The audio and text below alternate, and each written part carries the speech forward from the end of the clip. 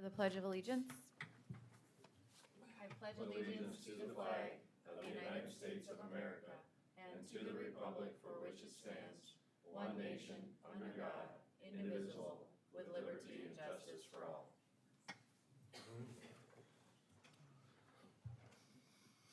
Okay, can I get a motion to approve the agenda, please?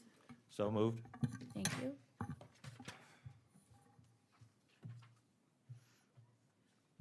Second. Thank you. Sean, will you call the roll? Commissioner Gibbon, Yes. Commissioner Poppins, Yes.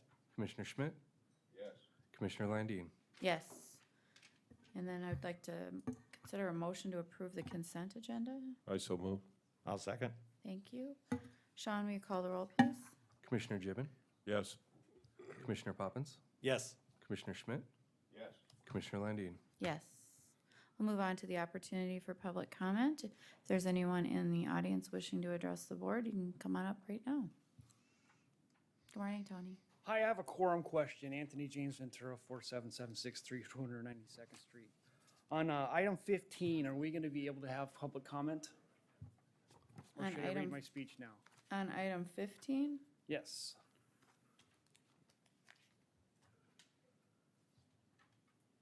well, public comment, this part of it is for items that are not on the agenda. So are you going to let us So- speak on 15?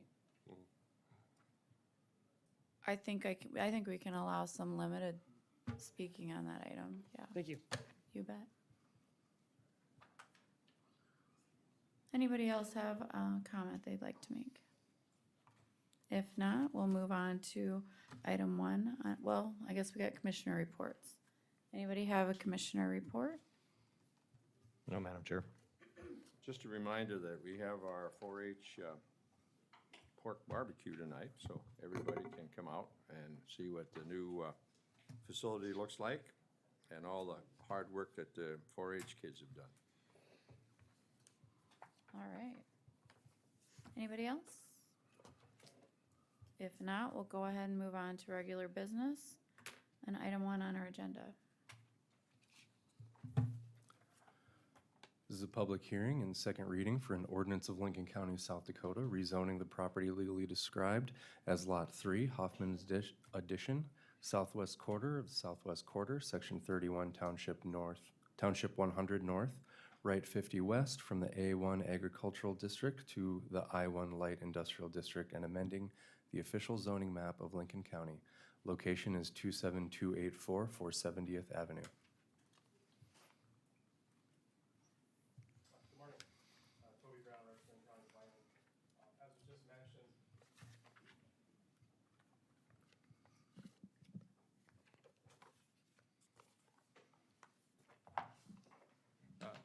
good morning again. Toby Brown with County Planning representing.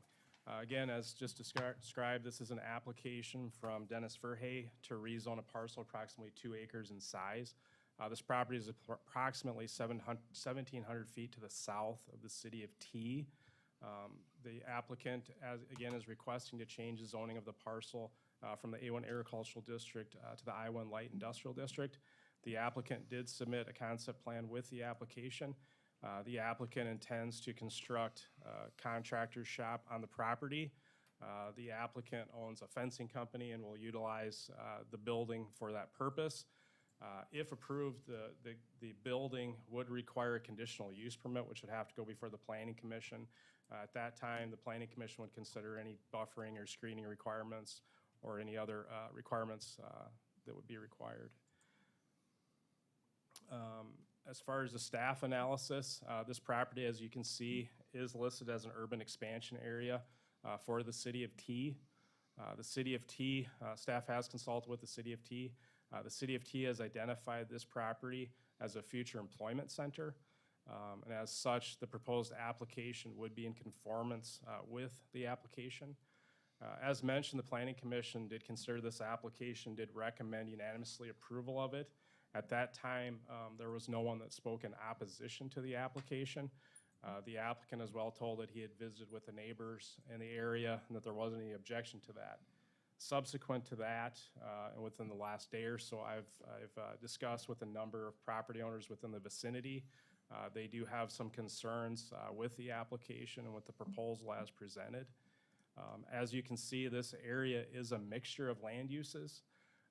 There is some existing commercial development, and then there is some light industrial development, as well as the subject property was essentially a rural residential property. The house was recently removed from the property. There is a single-family dwelling, a rural residence to the south of the property. There is one as well to the east of the property. I've been given conflicting reports on this property, whether or not someone's actually living there or what they're utilizing the property for. As well as you're aware that there is some significant residential development to the south, directly to the south of 110. The last rezones within this vicinity was this subject property right here, which was rezoned to rural residential to facilitate a dwelling that was constructed on the property. So with that, that's kind of an analysis and update of it. I'll be happy to answer any questions that you have for staff at this time. Otherwise, this is a public hearing and second reading for this item today. Does anyone have any questions for staff?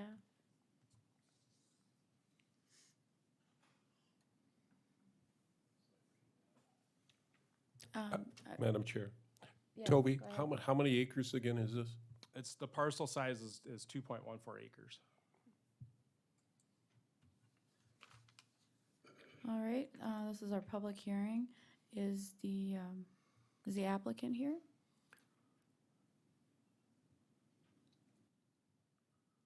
Is there anyone here who would like to speak in favor of the application? Is there anyone here who would like to speak against the application? Okay, come on up.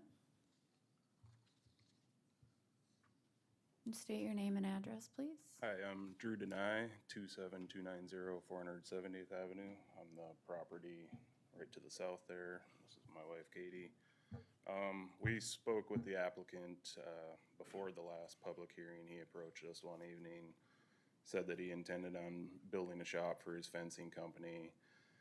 At that time, I wasn't extremely opposed to it. I had some concerns, but he assured me he wanted to keep everything as natural as he could around there as far as trees and stuff. But I was assuming that it was getting zoned commercial. He was just going to be putting up a shop for his company. Now that I find that it's industrial, it kind of raises some red flags for me as to what's going to really happen there.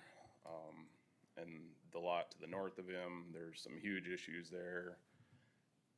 And I just have a feeling that they're gonna, I don't know.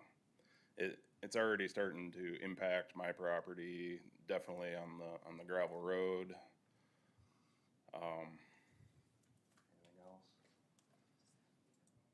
We're just wondering why it needs to be zoned industrial. I did speak with Toby this morning. He kind of reassured me that that was so that there wasn't customers coming and going, but I guess it doesn't ease all of my concerns as far as traffic flow and the impact on the road. And I mean, it comes up pretty close to my house there. I was reading on the comprehensive plan last night, and it says there should be a buffer zone between industrial and residential. My house has been there since 1977. You know, it's always been residential there. The property that he has used to be a house. I don't know, just, it seems like it's way too close to our property to have something like that going on. The condition of the roadways, I'm sorry, my name's Katie Denai, I'm Drew's wife, same address. The conditions of the roadway there also are deteriorating. There's potholes there that you could probably bury a small dog in.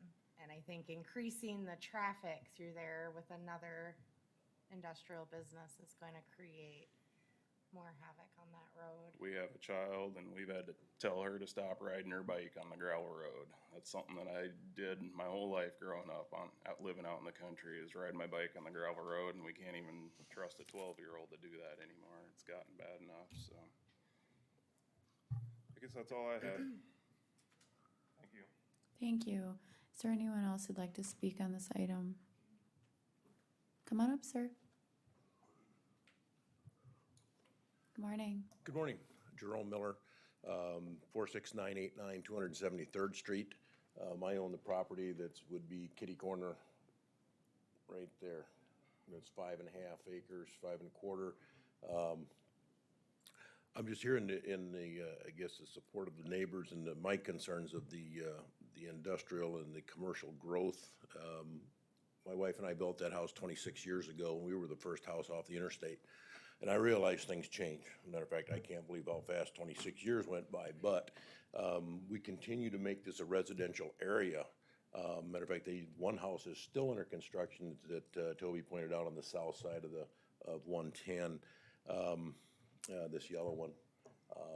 There was nothing along that entire strip. But anyway, to mix in the residential with the commercial, commercial is not quite so bad, but the light industrial really opens up the doors for a lot of stuff.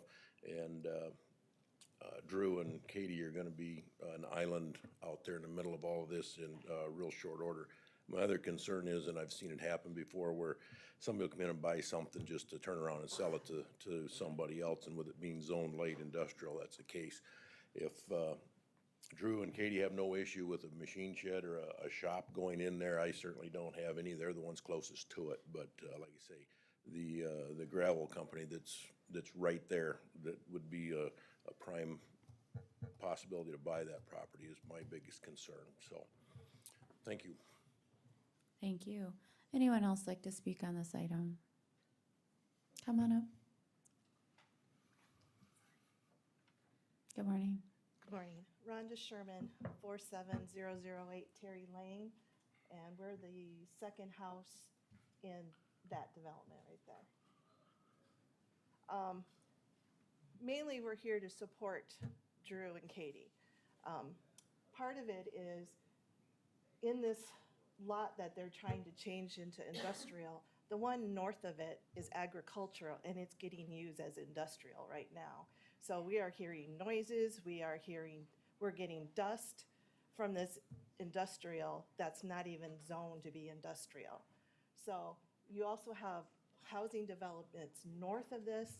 So when you get into the commercials and all this stuff, I mean, you're impacting all of those. We hear the noise.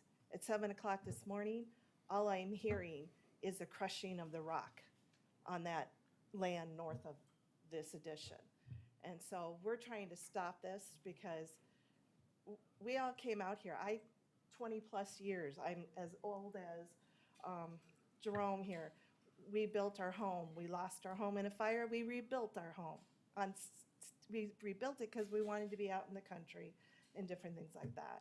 I understand that T wants commercial and all this stuff, but you started out as a residential area with this area, and now we're getting inundated.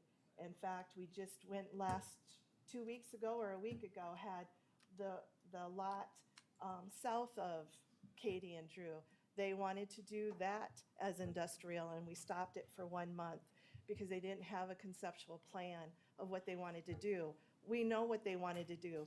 Double H wants to buy it. So for us, we don't want that the two properties that are in that section that are residential to be commercial or light industrial. We would like it to stay as agriculture or residential. Thank you.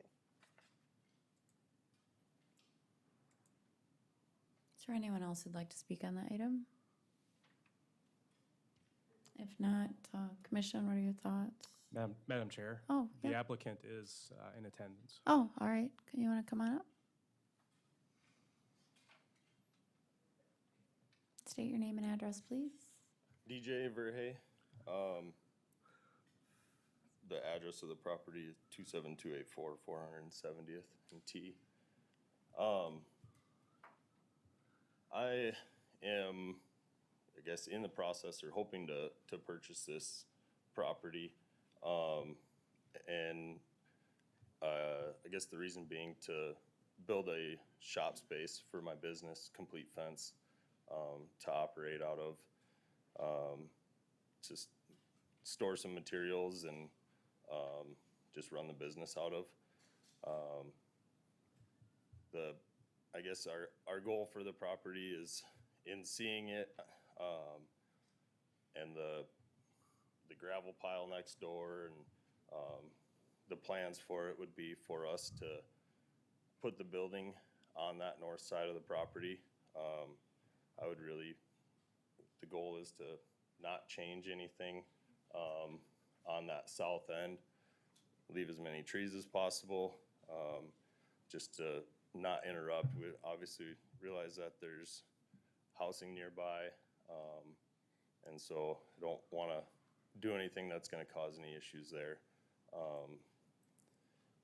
I want it to be clean and organized. I'm growing my business, but really, I guess this property that we're looking at, the reason being for the industrial is the size of the building that we want to do, and then with the outdoor storage and the contractor shop, it fits more in that industrial versus the commercial. So I just wanted to make sure we were following as closely on that zoning as what we could. We rarely ever work weekends. We don't get a whole lot of deliveries in or anything, and typically we work from 7:30 in the morning till we might be getting back at 7 at night, but we don't have a lot of traffic throughout the day. Customers don't really come out to us. It's really just a place that we can operate the business out of, and store some materials fenced in a secure spot. When you came in, before you came in, there were some comments made about the condition of that road. Is that a township road? Have you talked to the township about that? I have not yet. I had just looked up I got the information to contact the Delapre Township, I believe, to talk with them about that. Right now, I have 7 employees. In doing this building, we might add 1 or 2 more, but really it would just be those 7 vehicles coming in, and then we just run 2 crews, so it's 2 trucks leaving, and we're on the job during the day, so it's not a lot of back and forth there. Sure. What, when you say trucks, are these semi-tractors or? No, we basically just run like 3/4 ton pickup trucks. 1 ton flatbed and a trailer. Any questions from the board for the applicant? What size building are you proposing? I believe the square footage is like around 11,500.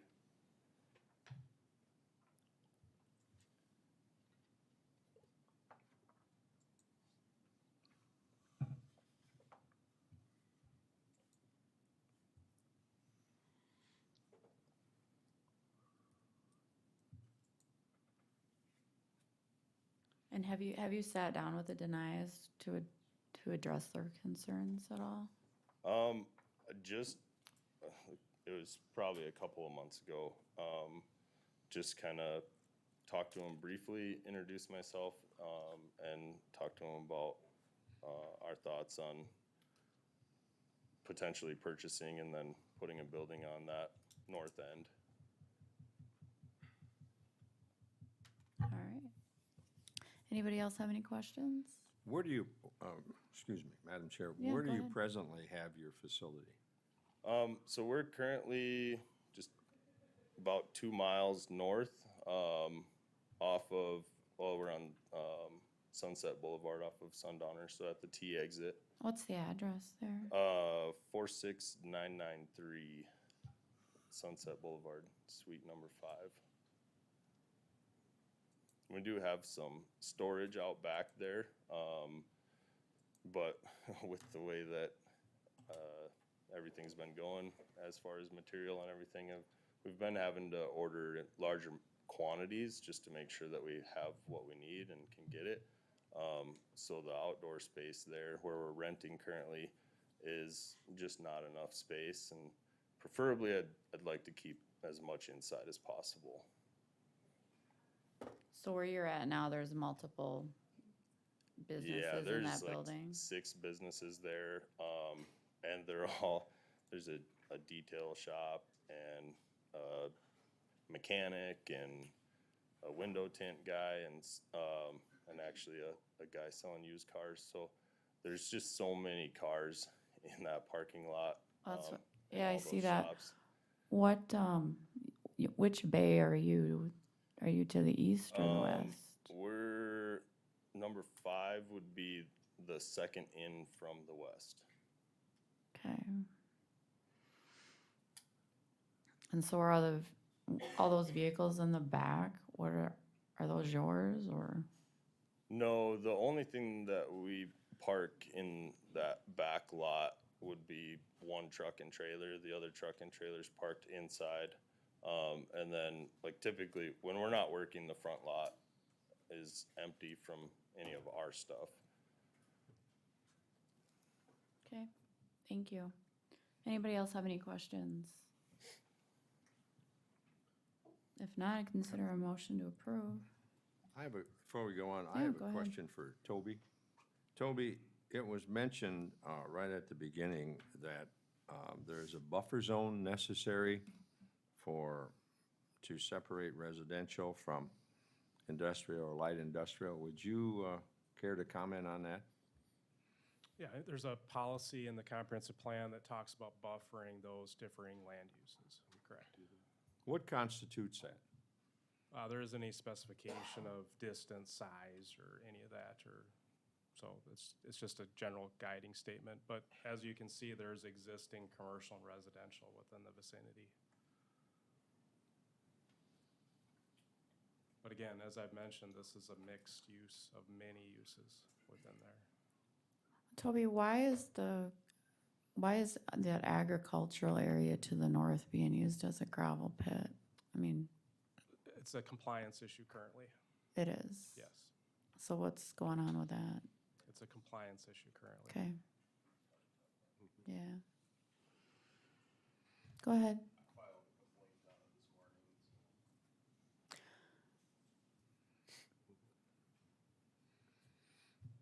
All right, One more question. go ahead. Did I hear this correctly? You have not purchased it yet? No, so the purchase is contingent on being able to get it zoned, and I'd have to do a conditional use as well, so making sure that I'm able to do that before the purchase is done.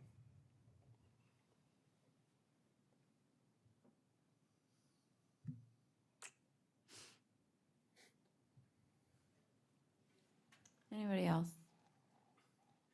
If not, I consider a motion.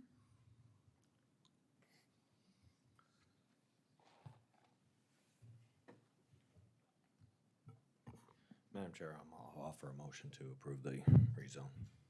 Thank you. Is there a second?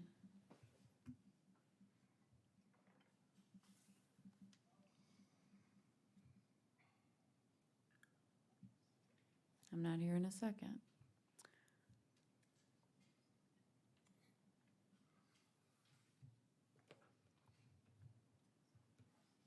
All right, motion fails for lack of a second. Madam Chair, I'm not going to vote for this and right at the present time, I think there's a lot of issues that are of concern to me that haven't been addressed.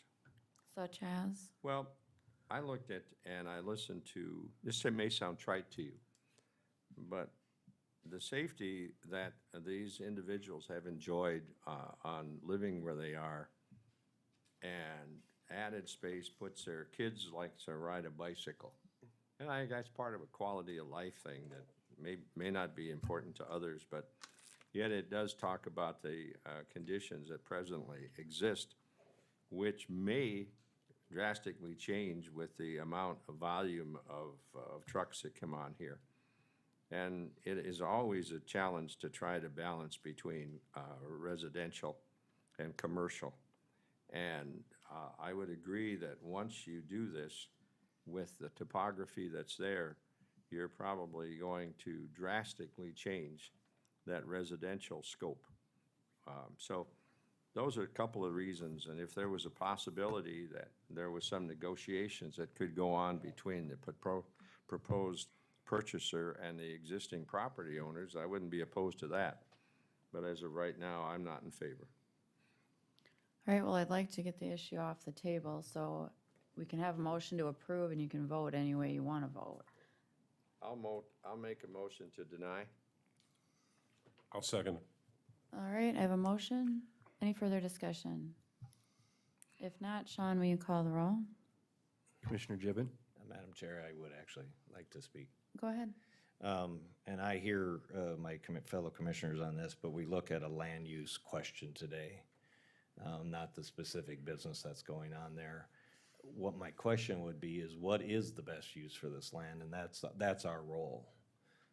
We're now talking about commercial, industrial, and residential, but a large partial of this residential is actually pre-95 jurisdiction where there was no regulation on those houses coming out there.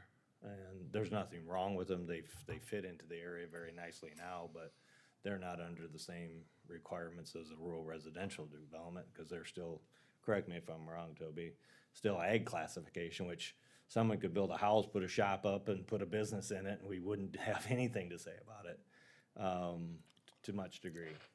So my question is we need to just look at the land use, and I'm not opposed not improving this as an industrial, but we do have to make a decision how we're going to recommend that this be a land use or utilized as what type of land use moving forward. So, and it is contiguous to an light industrial area already. So, as a land use, it fits a lot of our criteria that we've used in the past to approve. So, but again, I hear the conditions. The area just needs to have an answer what the long-term plan is. So. Thank you. Any further discussion? If not, Sean, will you call the roll? Madam Chair, could I have clarification on the motion, please? Sure. the motion is to deny the ordinance to rezone. Thank you.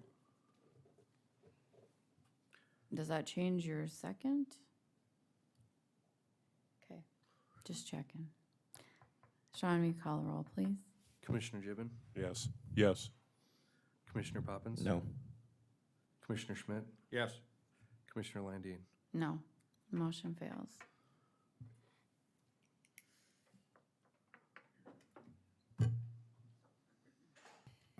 I would move to table this for 1 week. Or Sorry. until our next meeting. Is there a Sorry. second? Second. Thank you. Sean, will you call the roll? Second by Schmidt. Yes. Commissioner Gibbon, Yes. Commissioner Poppins, Yes. Commissioner Schmidt, Yes. Commissioner Landine. Yes. Motion carries. Move on to item 2.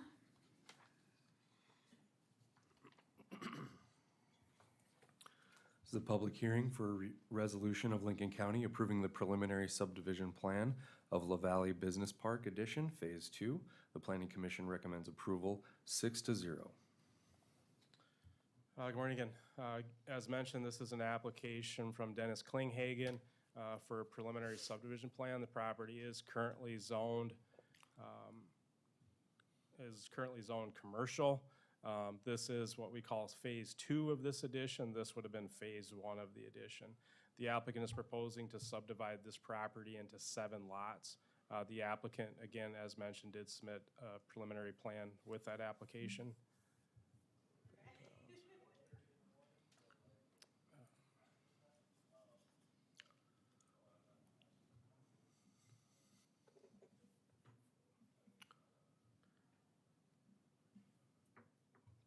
Essentially, there would be 7 lots that would go along Fairfield Place here.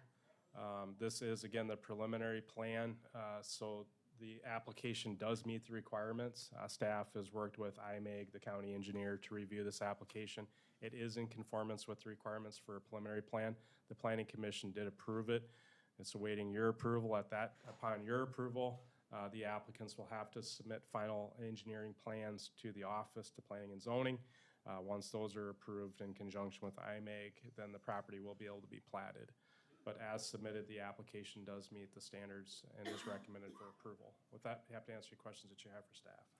Thank you. Does anybody have questions for staff? If not, we're having our public hearing, so is there anyone here to speak in favor of the application? Anyone here to speak against it?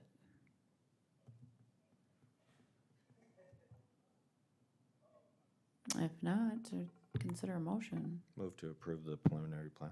Thank you. Second. Thank you. Any further discussion? If not, Sean, will you please call a roll? Commissioner Gibbon, Yes. Commissioner Poppins. Yes. Commissioner Schmidt, Yes. Commissioner Landine. Yes. Motion carries. Move on to item 3 on our agenda today. Okay, thanks, Madam Chair. So staff has been working or participated in the IM 26 task force with yourself and Commissioner Schmidt. The resulting of that task force meeting was a recommendation for an ordinance amendment to the joint jurisdictional ordinance for Lincoln County and the city of Sioux Falls. Because of timing for that, city of Sioux Falls, as far as the adoption part of it, we are requesting that you would have a special meeting on August 17th. That would be your off week for the commission. But staff is requesting that you would have a special meeting on that day to do the first reading of an ordinance that would amend the joint zoning ordinance for medical cannabis. And then you will have the second reading and public hearing on August 24th, and that will be at Carnegie Town Hall in Sioux Falls. And so we wanted to place this on the regular agenda so that you could discuss it to make sure that you'll have a quorum for both of those dates.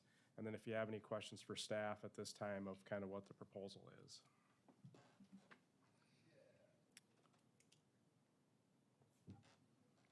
So the first reading you'd want on August 17th in the morning. Yes.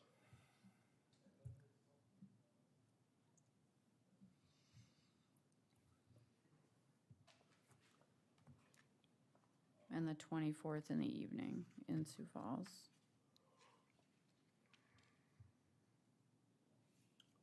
Right? Yes. Are we available? Is everybody available? Yes. Commissioner Yep. Gibbon, are you available? I believe so, correct. Okay. All right. Need a motion on that? Yeah, just improve the setting of that. Okay, I also move, Madam Chair, if you need a motion. I do. Second. Thank you. Sean, will you call the roll? Commissioner Gibbon, Yes. Commissioner Poppins. Yes. Commissioner Schmidt, Yes. Commissioner Landine. Yes, motion carries. Move on to item 4 on our agenda. Item number 4 is the third public hearing and second reading to consider the adoption of an ordinance of Lincoln County, South Dakota titled an ordinance to regulate medical cannabis within Lincoln County. Good morning. Morning. Good morning. Morning. This is the third time that I've come before you at this point for a public hearing on ordinance on medical marijuana. There's been some changes to it. I can walk you down through it if you would like. I can answer questions if you would prefer to do it that way. I think just for everybody's benefit, why don't you walk us through it? Have a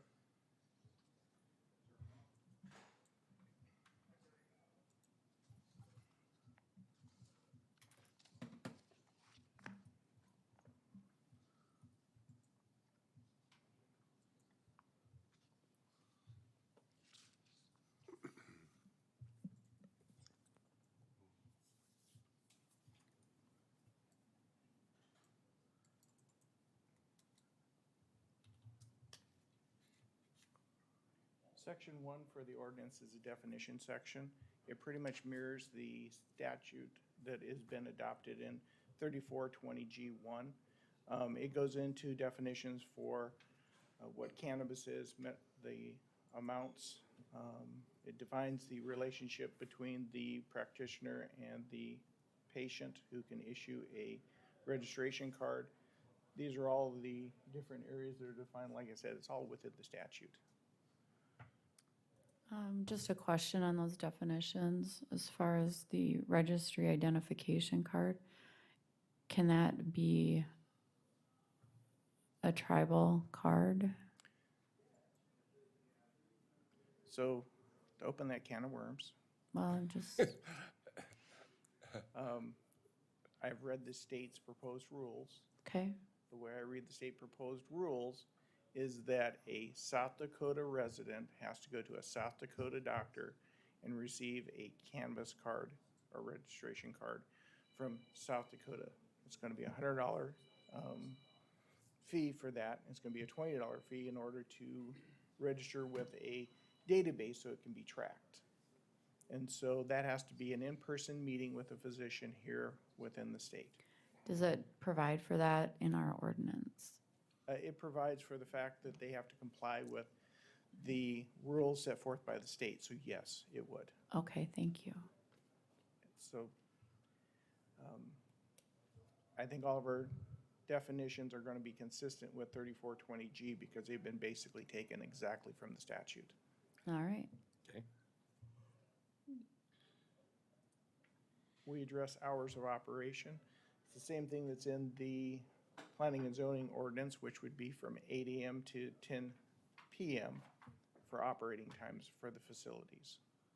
Any questions? no, not here. Anybody? Nope. Okay, The operation of the establishment fairly well mirrors the statute under 3420G where it's at. The changes to it is that it includes daycares, and I've included the definition of a daycare has to be over 21 children. That would be a licensed facility, so we're not talking about in-home daycares, because we do not track them, and that had been pointed out that there would be no way to actually know if in the area whether or not there's an in-home daycare. Why was the number set at 21? Because that's what's in statute for a licensed daycare for a facility, which would be like a T-Tots or something along those lines, so that it's a clear definition that we're not talking about an in-home facility. So if a person was at, let's say, 18 or 20, then that 1,000-foot rule doesn't apply? Not to that facility, it would not at that point. I don't think with I think being unincorporated areas, we're gonna run into that too much, because it has to be in a commercial or an industrial area, so I think the that's probably true. zoning will alleviate that problem. The operation of it would include security requirements for the facilities. It requires them to be controlled entrance and accesses so that only individuals who are authorized or within the facility. And then it requires all cultivation, harvesting, or packaging of marijuana would have to be within a secured facility. This is part of our ordinance, right? This is part of our ordinance. So we're getting away from the actual just dissemination or distribution. We're now getting into the manufacturing of this product? Previously, when I drafted the first medical marijuana ordinance, we had it all broke out between the different facilities, and they each had to be licensed individually, and we had numbers of licenses that the commission could restrict the numbers of each of these facilities.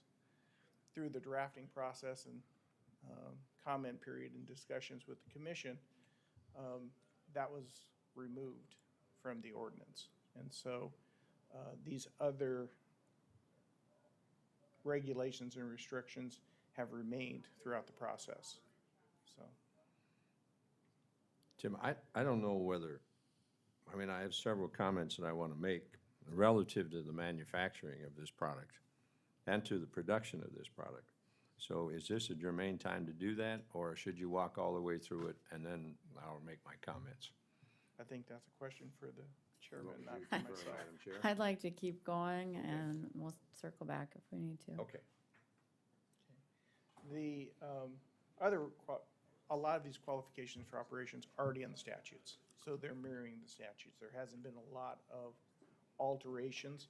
One of the alterations is that this gives Lincoln County the ability to inspect the facility under its license.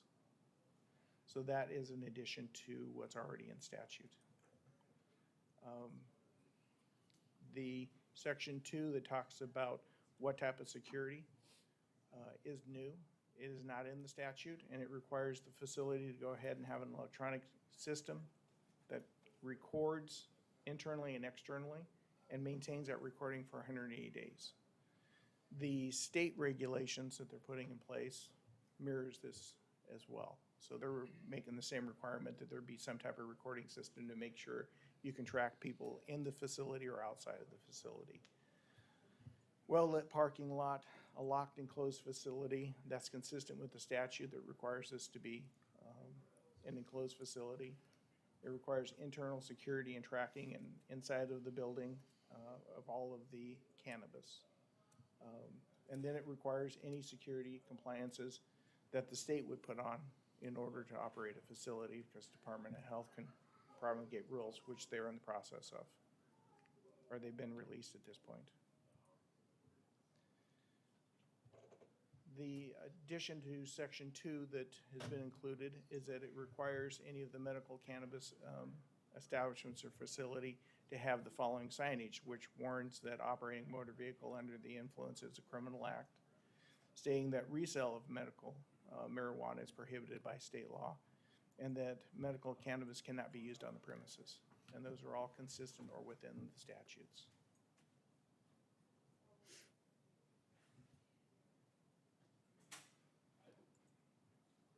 So this starts laying out the permitting process so that the county can go ahead and issue a permit or a license.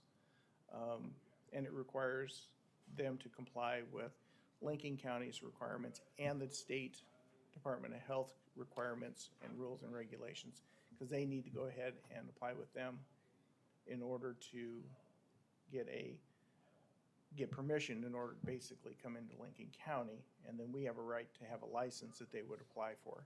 So both would have to be complied with.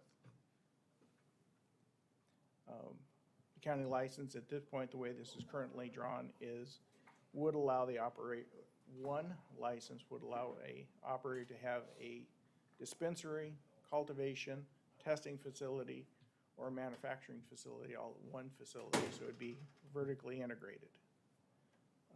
The license period would be for 2 years.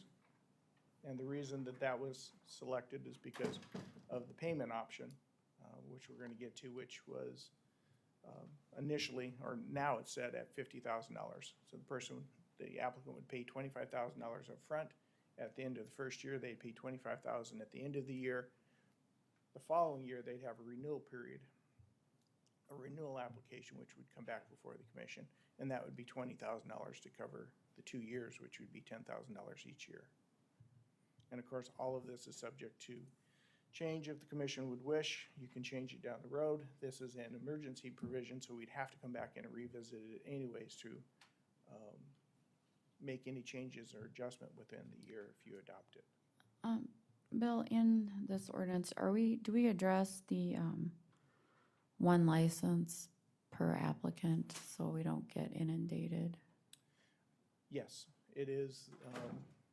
You have the ability to have, oh, you're asking me a different question. That question is can they go ahead and file multiple applications if they have multiple locations?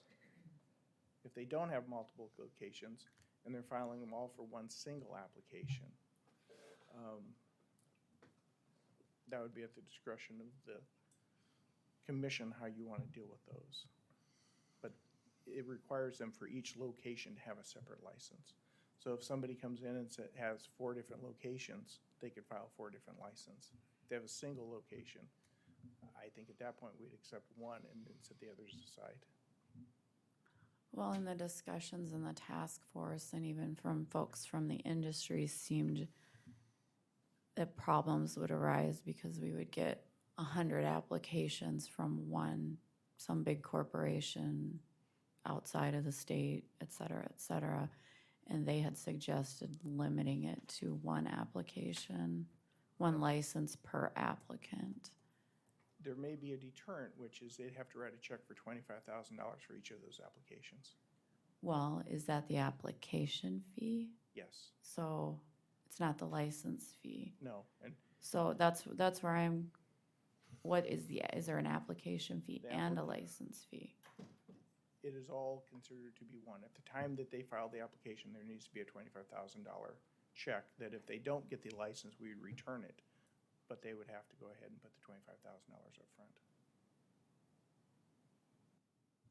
And are we refunding all of that or just a portion of it? The intent at this time would be to refund it all if the license is denied for some reason. There are other considerations. If they send in 100 applications and you approved all 100 of them, then that $25,000 on those 100 license applications would all be the commissions or the counties. No, and I understand that. I just think by the time we get through an application process, I mean, the county is expending money on those applications. So, I mean, I think that personally, I think at $5,000 should be non-refundable. I don't know what the commission's thoughts are on that, but it's gonna cost us to process these. And as we've demonstrated through this process, we can certainly reschedule another hearing and I can do some more drafting. I'm not trying to be difficult. We're just working through the process. What are the thoughts of the board on that issue? Well, Madam Chair, the only money that we really get to cover all the county costs are in the application fee, and anything that we do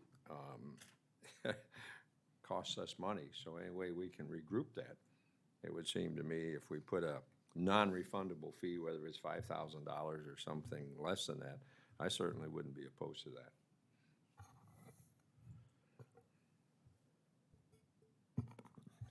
I think the reasons for denying the application has to be pretty clear then for us to take money and not grant an application. Well, in the task force meetings that we've had, that's pretty common to not refund a portion of that fee. So I think when we get to that portion, there are some very specific things that would mandate not issuing a license. I mean, the way it's currently written, if somebody has multiple locations and for some reason you don't want to issue more than one license to an individual in an area, you could do that and reject it for that purposes. They could have a disqualifying felony. They could have a track record with the county which shows that they don't comply with ordinances. And I did include a provision of good moral character, meaning that it would be an individual who there is some reason or something in their background to suspect that they fall down as far as being able to follow the rules and the law and be good citizens. That one is always implicit in every licensing system, is that the person who's accepting the license is going to be able to follow the rules and be a good citizen. So we're just making it explicit. That one clearly is a little more in the gray area, but the other ones, as far as if somebody's been convicted of an aggravated assault, that's disqualifying. If they have been in the county and they've lost a license because of a marijuana dispensary previously, that would be an easy one. Anything that's directly related to not following the law or being able to comply with rules or planning and zoning, any of those would be disqualifiers underneath it if the commission thought it raised to that level. So there are some written into it. I think they would have to be very narrow and they'd have to be limited in some way that you could tie them into the marijuana dispensary and their ability to follow the rules and regulations.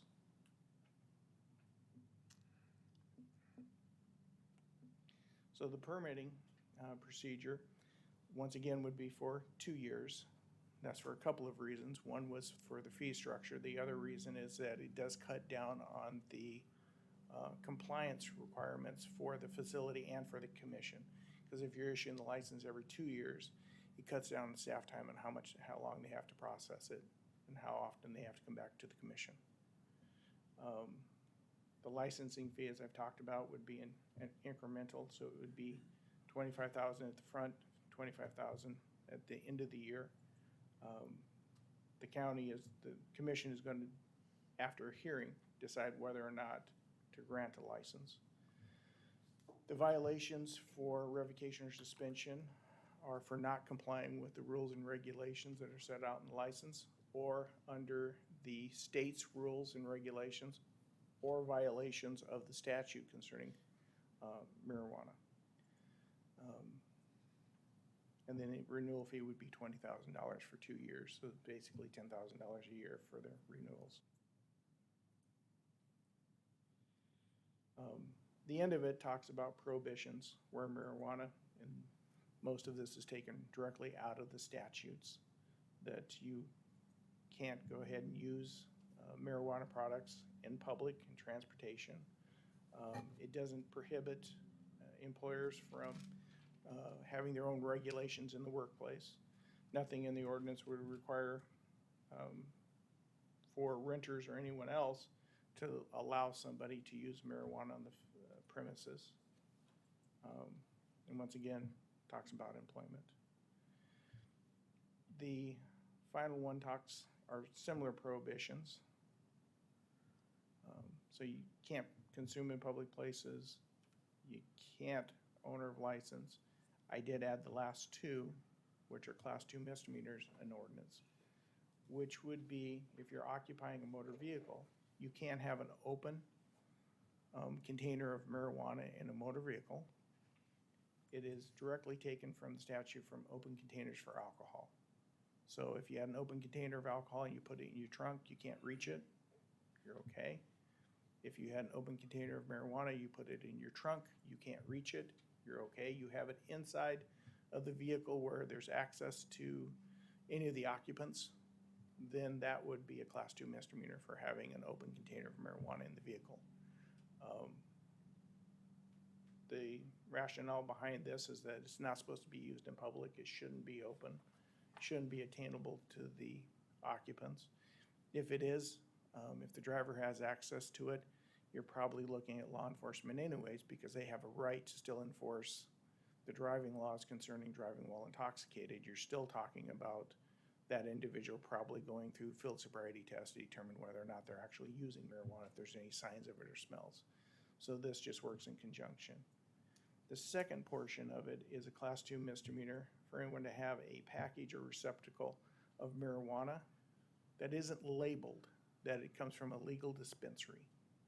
That way, if somebody has just a Ziploc bag and that Ziploc bag has no labeling on it, law enforcement doesn't know if that's marijuana that's come from a legal dispensary or if it's something that's been illegally brought into the state. If somebody's going to go through the process of having a legal dispensary, we're going to regulate it. We're going to tell them they have to pay all these fees and everything else, and that no one else is allowed to have illegal marijuana in Lincoln County. This makes it easy for the officers. We're not banning marijuana. We're just saying that you have to comply with our licensing conditions, that it has to be labeled. The exceptions to this would be is if a person has a baggie of marijuana and they have a registration certificate from a physician that says they can grow their own in their home, then that would make that marijuana at that point in time legal. Or if they're a caregiver who is transporting it to someone, they would have to have a registration to show that that marijuana is legal, that they have done it in conformance with state law, state rules, and our ordinance. So I don't think this would really be much of a burden for most people who are doing it legally to have a package of marijuana that says, I got it from this dispensary, and you know exactly where it comes from. It'll make it much easier on law enforcement. It makes it clear for the public that you shouldn't take it out, put it in a beer bottle that's unmarked, and hand it to somebody else to walk around with, because it's a labeling issue for us. We want to make sure that if we're going to have legal marijuana under medical marijuana, that it comes from a legal establishment. Bill, would this same thing apply that if the Supreme Court comes out and finds recreational to be legal, would we have the same rules and regulations that people would have to have if they have in their possession bag of marijuana, which is now legal in the state anywhere. So to try to control the black market, it would have to have some kind of certification that it was purchased at a particular dispensary, right? I have through here included Amendment A. I don't know if it's going to be, I mean, at the moment, it's been ruled to be unconstitutional. Supreme Court hasn't ruled, it could become legal. We don't know. So the intention here would be to, throughout the document, it does tie in a constitutional amendment A to our regulations. I would bring you another ordinance, which would require that if they're gonna have a facility here that they have to, for recreational, that they would have complied with all the Department of Revenue's rules, because they're gonna be the ones that controls this. Sale. But as well, they would have to have in order to operate that facility in Lincoln County, they would have to go ahead and have a medical marijuana dispensary connected to it. Because that connection then makes them Yes. meet all of our requirements. Okay. And if we're gonna have medical marijuana dispensaries with all of these regulations and comply, it would make absolutely no sense to have somebody for recreational and not have them comply with the same rules and regulations. And that's gonna be a separate ordinance? I would do that as a separate ordinance. Okay. Any questions? Comments? Is that it? That is an invitation, but it's a very short-lived invitation. Go ahead.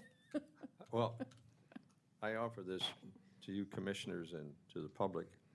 This may not be the most popular, but in this process of studying medical cannabis, this has been kind of an educational process. And while we made the attempts to put in our ordinance in the best possible way, there are several provisions in this ordinance that concern me a great deal. And I had quite a lengthy conversation with a gentleman named Tim Bellings, who is the chair of the South Dakota chapter of International Fire Marshals Association, in which he talked about that they are preparing a document to talk about the hazards of processing processing marijuana in general. But my comments, commissioners, are to you this morning is this. We've heard about vertical integration and how that we compass all 4 areas of cannabis, which is the growth and production, manufacturing, testing, sales, and distribution. So what is the role of county government? What do we have to really regulate? And when we talk about really regulating, what are going to be the costs related to all of those things? I'm going to throw out some stuff, and this may not be the most popular thing, but you talk about growth, for example. So we say you can grow marijuana, but you can't grow it outside. Well, now you can grow it inside. So what's been the experience of a lot of areas is that all of your vacant buildings, your vacant houses, vacant storefronts become potential farms for raising marijuana. I mean, this isn't a fantasy story. This is actually true, because they need a great deal of electricity for grow lamps. Well, if we have all of these areas available in Lincoln County and we have security problems, to me, we can have cameras that tell you who comes in and who goes out, but it still becomes the responsibility of our sheriff's department to maintain somewhat of the security of this thing. And what about the citizens or mayors of small towns that may be affected by having a lot of buildings that may encompass or may be desirable for such building purposes? And I just think about that, and how would they feel if you lived in a small town and suddenly you woke up and here you found that you had a lot of marijuana being grown in some of your more vacant buildings? And the another point is the actual processing and manufacturing of marijuana contains chemicals which are highly inflammable and are I can't pronounce them.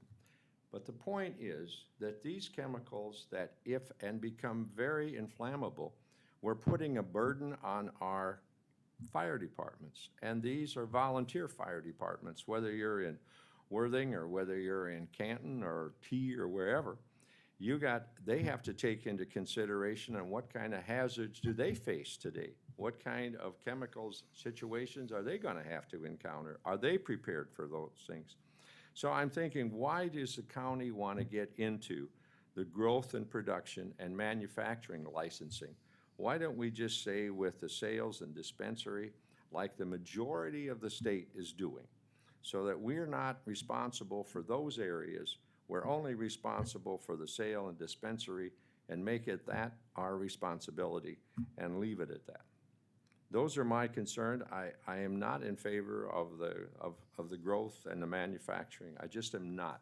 I think there's too many areas that we expose too many people, and we expect where our reaction is having an undue effect on mayors and citizens, on fire departments, and our own sheriff's department. So those are the two things I would like to see stricken from our ordinance, and we remain just in the sales part. Thank you, Madam Chair.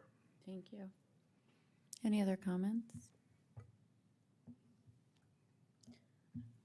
Your comments are well taken, Commissioner Schmidt. I know during these meetings, we talked about why we would want to have the vertical integration. And one of those reasons was to keep costs down for the producers or the people that are going to come in and want to do business in Lincoln County, so that the cost of the legal marijuana stays low as possible, which would arguably have an impact on black market marijuana that's not legal.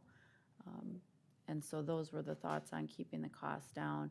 It also, the thoughts were to keep the transporting and all of that off of the road. I've talked to the sheriff about what we're doing. He'll support whatever the commission votes. So with, the comments, whatever does happen with this, it is gonna put pressure on law enforcement. But to your point about empty vacant buildings having a grow operation in them, they would have already had to go through this whole licensing process. And with the setbacks that we're gonna have in place, I don't know that would come to fruition. So I think we have the safeguards in place against that right now. Am I wrong? Well, these grow operations would have to have all the licensing requirements. They'd have to meet our zoning requirements. So I think that there would be highly restrictive as far as the, like residential's. I just don't think the zoning would allow that. But I mean, I can't really address how many sites we have or what would actually be available, but it would be, each of these sites would either have a license and comply with all the requirements, or it'd be an illegal operation.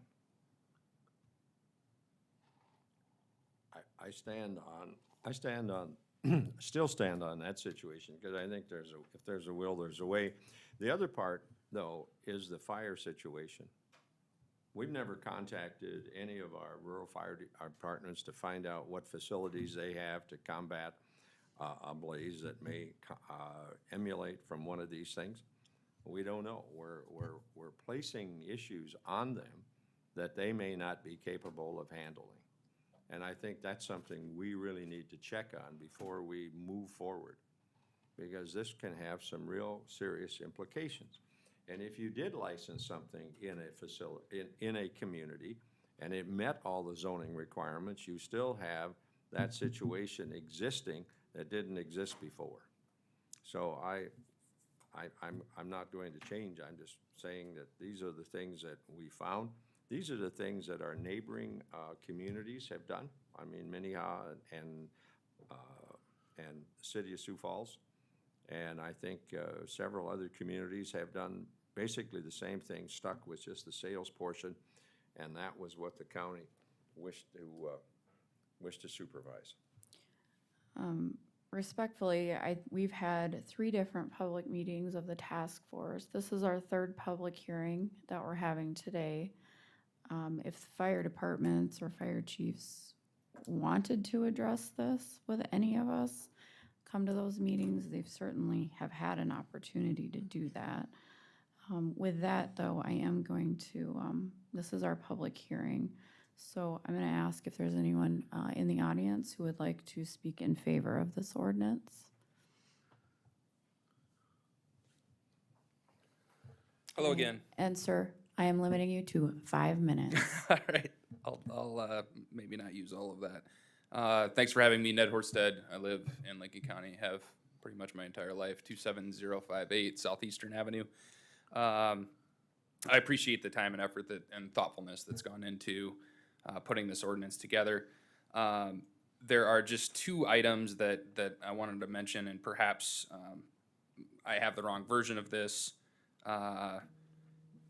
coming out of the public comment book here, but it does look to still prohibit vertical integration, which Bill just mentioned it didn't, so it's very likely that this is just an oversight. But under page 8, application submitted to county, fee, approval, disapproval, section 1, the approval of the application permits a person, or no, the governing body may reject an application for a new medical cannabis establishment or facility if the approval of the application permits a person, corporation, or business entity to possess more than one license in the jurisdiction.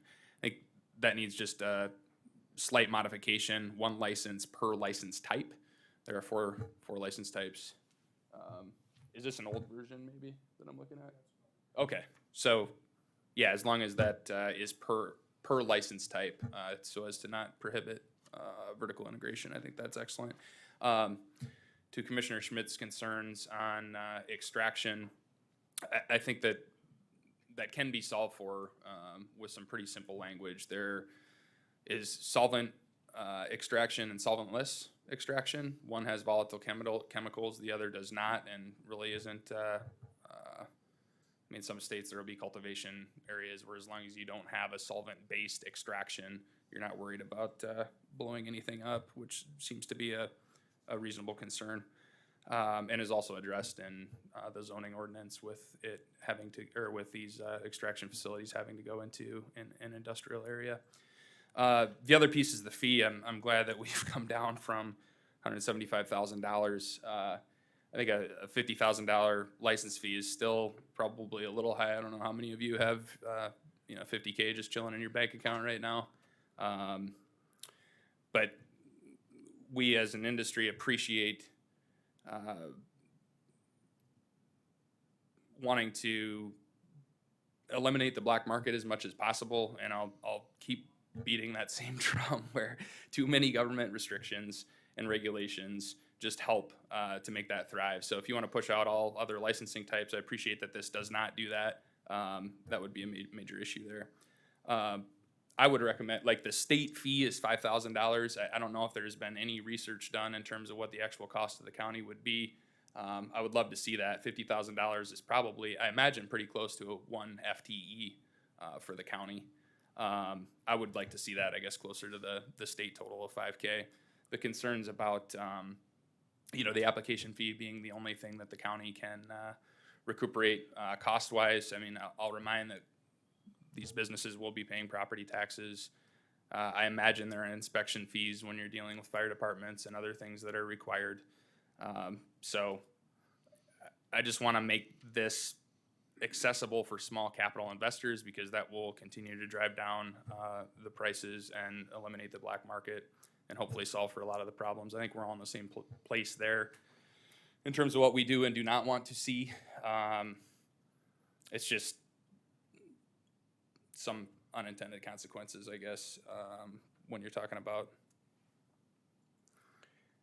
how to best go about this. It's your 1 minute warning. Yeah. All right. I'll wrap up there unless anyone has questions for me, I guess. Does anybody have any questions? All right, thanks, Ned. Thank you very much. Anybody else want to speak on this application, on the ordinance? Nobody? All right, commissioners, any comments? If not, I'd consider a motion.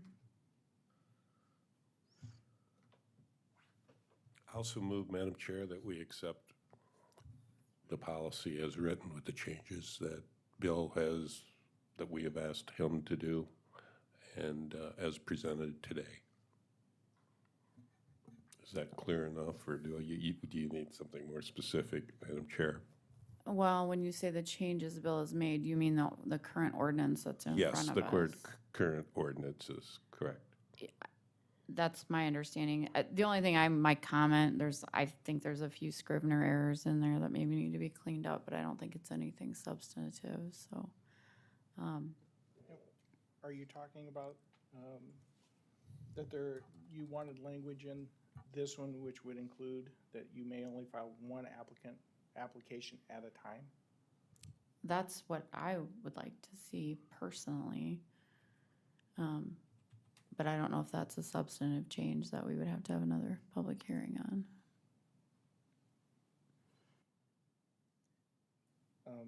I do think the second one, which would be the, talking about non-refundability of the money and stuff, I think that is getting that area where I'd be uncomfortable with just doing a change here. And I'm not asking for that right now. So those this- were just comments I was making.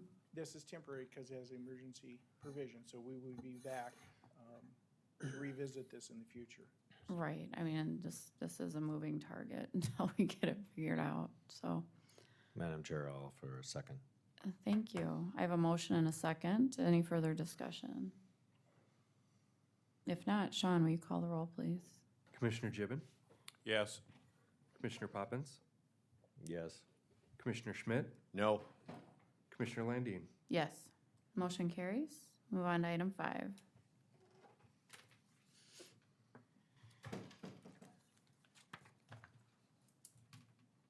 Bill, are you gonna handle item 5? 5, 6, and 7.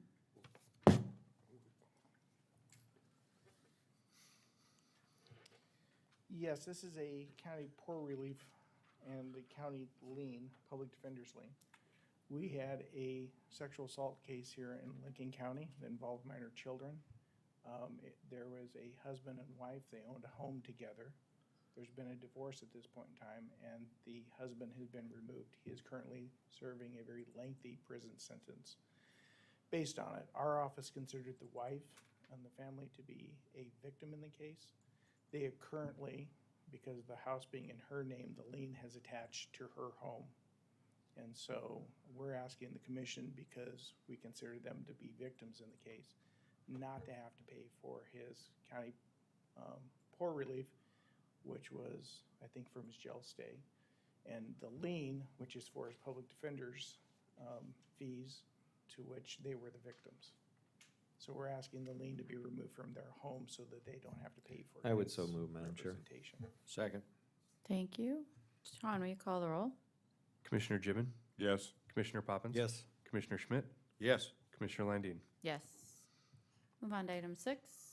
6 is we've received a proposed lease from the representative from the Airport Association. I want to bring that to the commission's attention. I believe there's a airport committee that's being put together. I would suggest that this matter be referred to them. I think that's a good idea. Need a motion on that, Bill? Yes. I have a motion to refer that to the, what are we calling it, the airport committee? I'll second it, Madam Chair. Advisory committee. Okay. Sean, will you call the roll? Commissioner Gibbon, Yes. Commissioner Poppins. Yes. Commissioner Schmidt, Yes. Commissioner Landine. Yes. We have a experts, contract for an expert witness in our death penalty case. It is going to be a contract for $25,000. It exceeds the $5,000 mark that normally department heads have to bring for the commission. We're asking for permission. Again, Madam Chair, I'll offer a motion to approve. Thank you. Is there a second? I'll second. Thank you. Sean, will you call the roll, please? Commissioner Gibbon, Yes. Commissioner Poppins. Yes. Commissioner Schmidt, Yes. Commissioner Landine. Yes. Deborah? Good morning. Debbie Block, Treasurer. I'm here to request a payment plan for two homeowners that have, well, one has current taxes and the other one has prior taxes. The first homeowner is parcel number 228-09004, Canton Fits and Bends, west 34 feet, lot 2, and all lots 3 and 4, and north half vacant alley, block 9. This person had prior taxes and has gotten them all paid up in July of this year, but she still has special assessment for sidewalk and city nuisance that she would like to make payment plans on, and she can make $50 a month, $55 a month, and we figured it out where if she started, she would have it paid off by April of next year. And then the second homeowner has, is at parcel number 260-20-07001 at Beersford Armors Addition, lot north, 74 feet of east, 150 feet, block 7. This homeowner has taxes owing from 2018 through this year. The total amount on that is $2,927.30. They would like to make payments of $244 a month starting in August. We would have everything cleared up by July of '22, including the priors and this year's.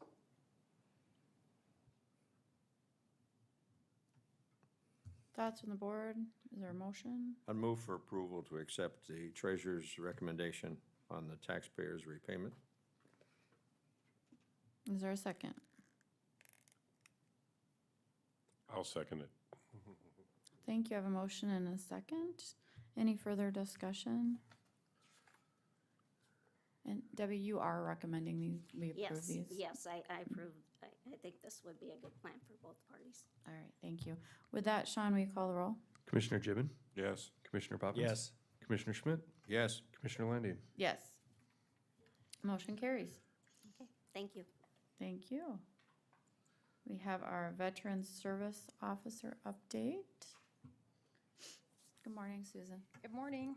I am here to do a few things. I had emailed you, I think it was toward the end of May, about becoming a Purple Heart County, and with also communities within the county becoming Purple Heart communities. And as of now, we have 2 communities that are on board with that, so that is good. I'm still waiting to hear back from T, Lennox, and Worthing, and be working on that again. Both my assistant and I have reached out to them. Anyway, what I need from you today is we want to have a county, recognition event for this, where we would bring the communities that are on board and they would be recognized, and then our county also. And that recognition would be given by Ken Tunison, who is the regional commander for the Military Order of the Purple Heart. At that time, he would be presenting the signs for our county and the parking signs as well. And we like to just do it all at once instead of going from one community to another. I thought it would be nice to do a big recognition event. So what I need from you is to decide when to do that. I'm looking in September. Union County, I'm doing this also in Union County, and they have chosen the date of September 7th after one of their commission meetings, and so I don't know if that's something that would be of interest to you.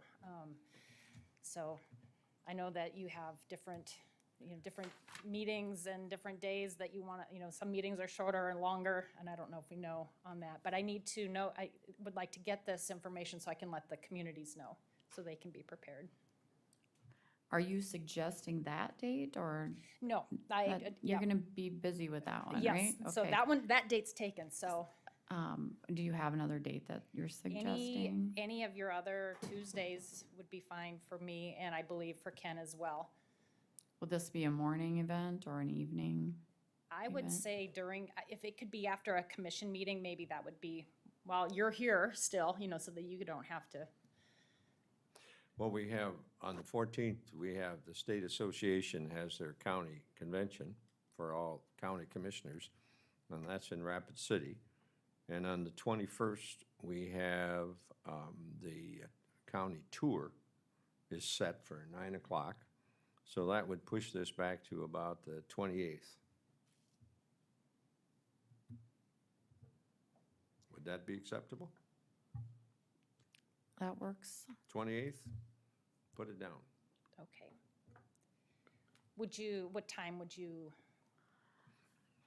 like for that? You know, maybe, I don't know what all's gonna be on our agenda. Maybe we should do it first thing on that agenda in the morning? What are your thoughts? So bring the communities in for that at that time and then start, that's fine. Well, put it on 11 o'clock. So they're all here. Got Yeah, plenty we of could do time. that. Commissioner 11 Poppins o'clock? May want to say a few Okay. words. Okay. It's fine with me. Well, I'd give them a chance to all get here, you know. Yes, Yeah. yes. Get the press For those- here. Make this an event. Oh, it's gonna be an event. Yep. This is a big thing. Yes. So just so you're aware, there are only, in the state of South Dakota, there are only 5 counties at this time that are recognized as Purple Heart counties. And so we're relatively new in this.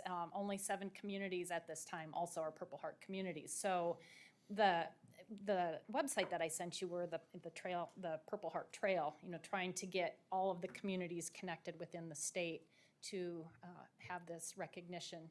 And for those that don't know, Purple Heart Medal, the Purple Heart Medal is awarded for individuals that have been wounded or killed in combat. And we have to remember that and keep, I think it's important for our youth to, see what is a Purple Heart, what does that mean? And we just need to, that is why we need to have this recognition for that. And I think it's significant that we, as a county, also support that.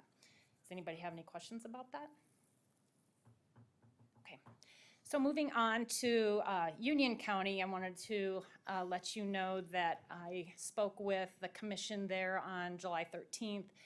And at the end of this year, I have decided to just be the Lincoln County Veteran Service Officer.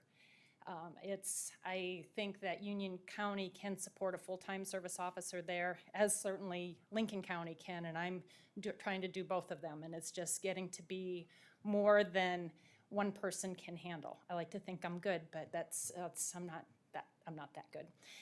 And the numbers certainly support that, and I've shared that with you over the years, how much both offices have grown.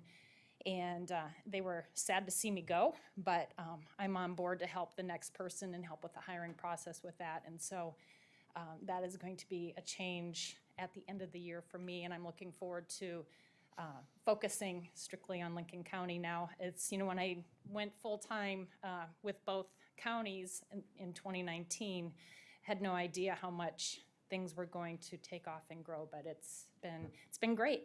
So, but it's time for a change there. Any questions? Questions? No, thank you. Yep, thank you. Susan. Terry?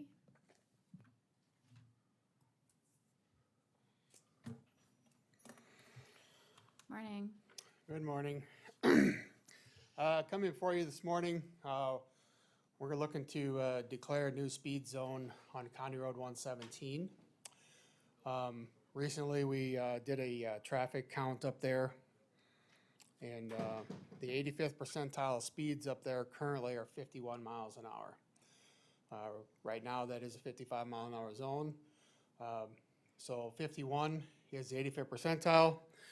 The average speed in there is 46 miles an hour.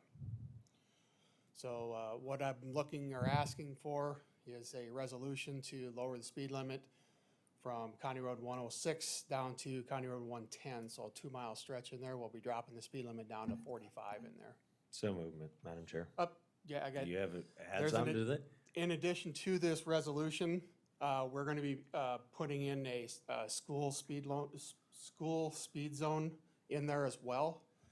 And that's gonna be located, I'll have Sean read the resolution when I'm done explaining it to you in case you have any questions. So the school speed zone is gonna be a reduction of speed down to 15 miles an hour. It's gonna be about 50 feet north of 272nd Street. And it's gonna end about 50 feet or so south of their access, the school's access.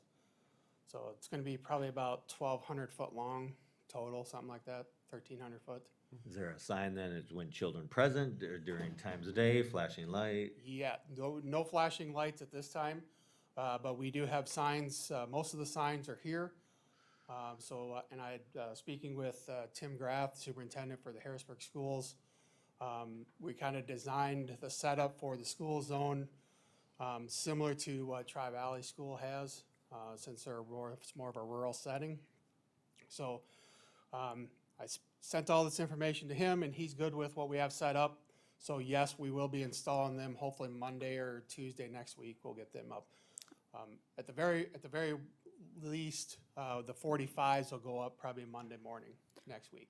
On the school zone, why wouldn't we have flashing lights if they're going from a 45 down to a 15 and it's kids? We'll have early warnings for that.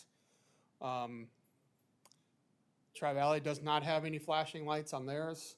And again, if we're gonna do flashing lights, I mean, I don't know if that's our cost to incur, but to get the good ones, they're probably about $1,200 to $1,500 each, if you wanna put those up. And again, I don't know, I know some of them in school zones, like in cities, some of those go off at certain times, like an hour before the end of school, hour before school. And then during the day, when they're not outside or they're not going in and out of their access, then they're not flashing. So to get a programmable one like that, I don't know what that would cost, if that's what you're looking at. Well, what I get concerned about is we need to keep traffic moving on that stretch of road as much as possible, and if we don't have a defined, when children present, that's always leery as to what defines present.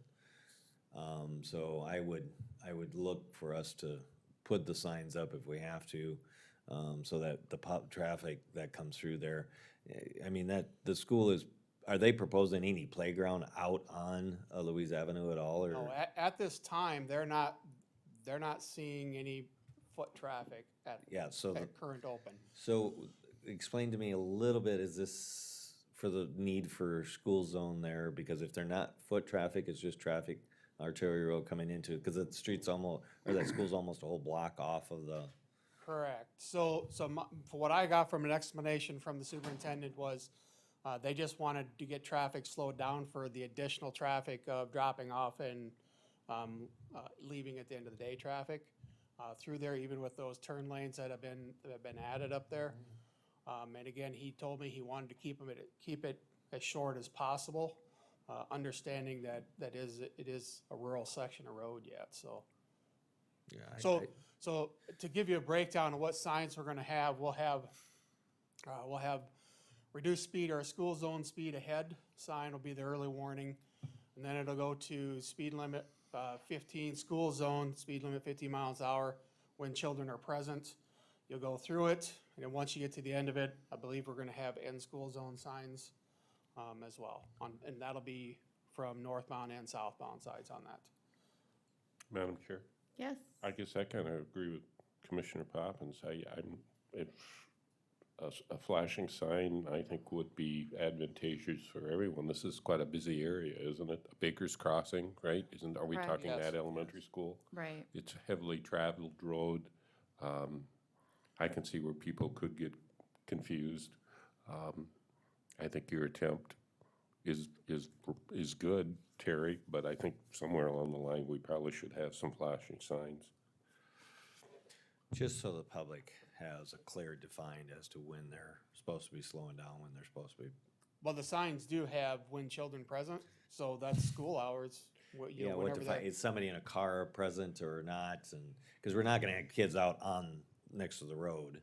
I would surely hope not, because there's no pedestrian crossing. So then We it will could have be- pedestrian crossing signs as well, but again, nothing is flashing.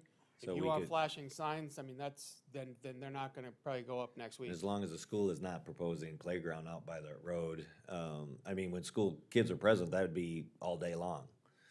So let's pursue, in my mind, a flashing sign that defines when that time is supposed to be during the day then. But there'll be a cost, and who's gonna control the time of that flashing if it changes or something like that, and make sure it gets shut off in the summertime when there's no school. that kind of stuff, so. I will look into it, and I will get them ordered, if that's what your decision That'd be is. my So- preference. So, do you have an issue of where the zone is?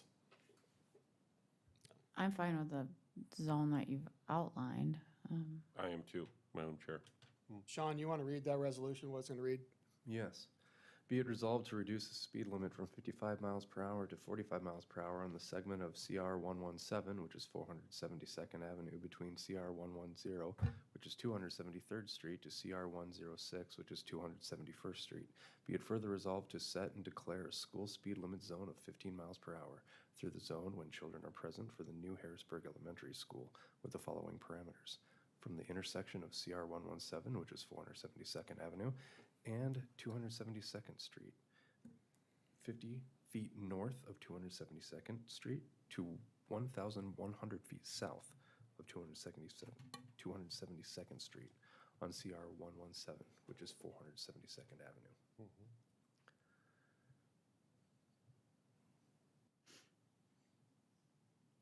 Madam Chair, I'd offer that motion with the correction that it be replaced by children present to digital, not digital, but a flashing sign that indicates when that time zone is supposed to be adhered to. Okay, is there a second? I'll second that. Second?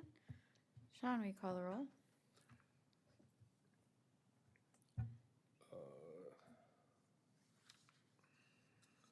So it'll say 50 miles per hour through the zone when lights are flashing? 15, not Or 40. 15, yeah. Through. Sorry. Let's, Thank you.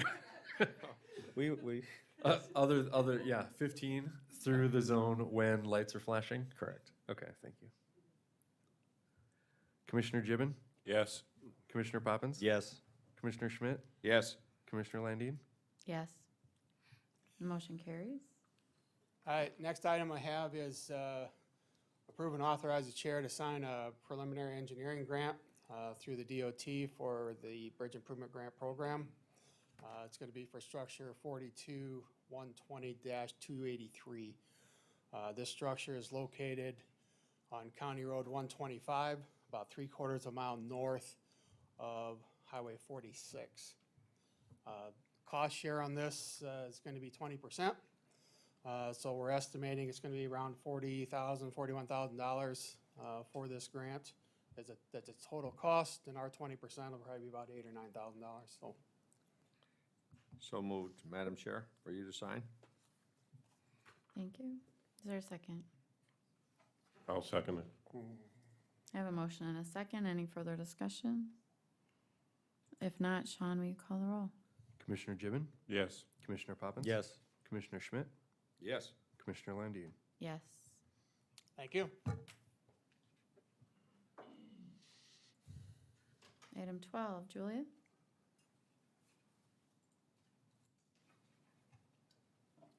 Good morning. Morning. The first item is to accept the resignation of Steve Dobby, equipment operator in the Highway Department, effective the 1st of July. So moved. Second. Thank you. Sean, will you call the roll? Commissioner Gibbon? Yes. Commissioner Poppins? Yes. Commissioner Schmidt? Yes. Commissioner Landine? Yes. Next is to approve the hire of Ryan Carver as a full-time deputy sheriff for the sheriff's office at $23.11 per hour, effective the 26th of July.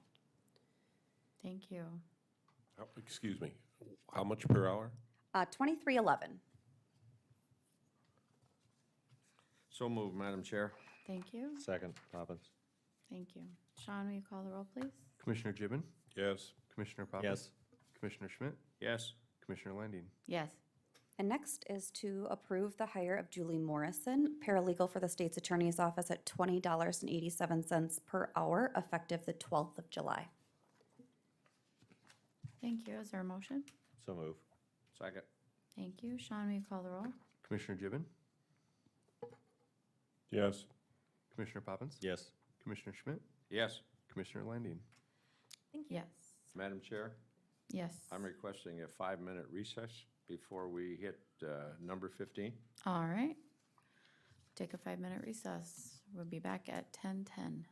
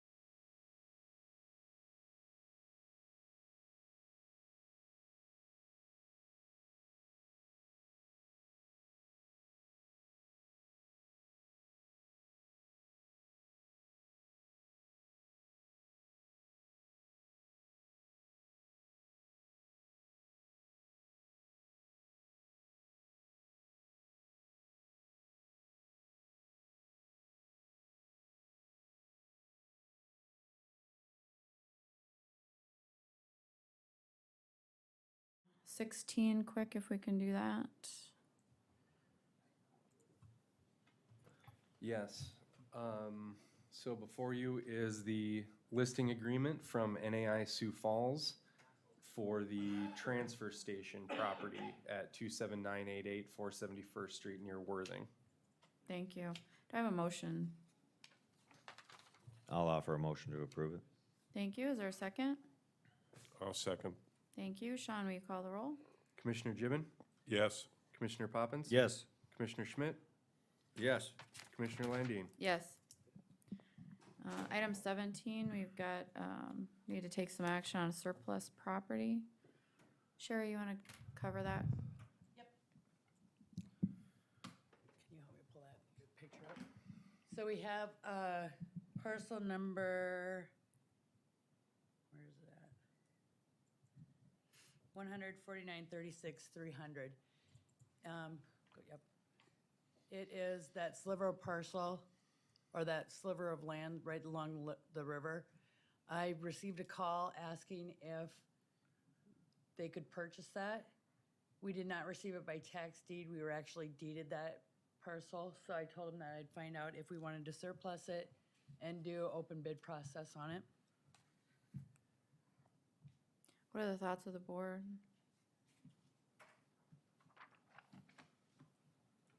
Did we find out any reason why it was deeded to us? Nope. Alls I've got is the deed. And what year was that again, deeded to us? Go back to the, nope. How much actual land is that? Is that a number of acres or what? So there's the deed, and it was from 1920? No, 42. Yep, 1942. Did the river change or I something? think it did. I think there was, I've talked to the Register of Deeds and the assessor to see if there's any information. There was not. We just had the deed on there. Interesting.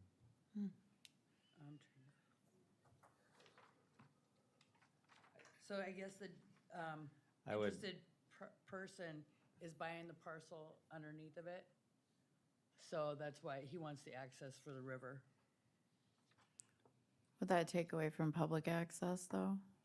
I mean, if the county owns that, that's a public access beach, so I think we should keep it. Is there any, can you pull up that map again? No. Is there, do we have access to it is the only, I agree totally if we have access to it. I don't think there's any access to it Well, there'd be access from the water. from the water.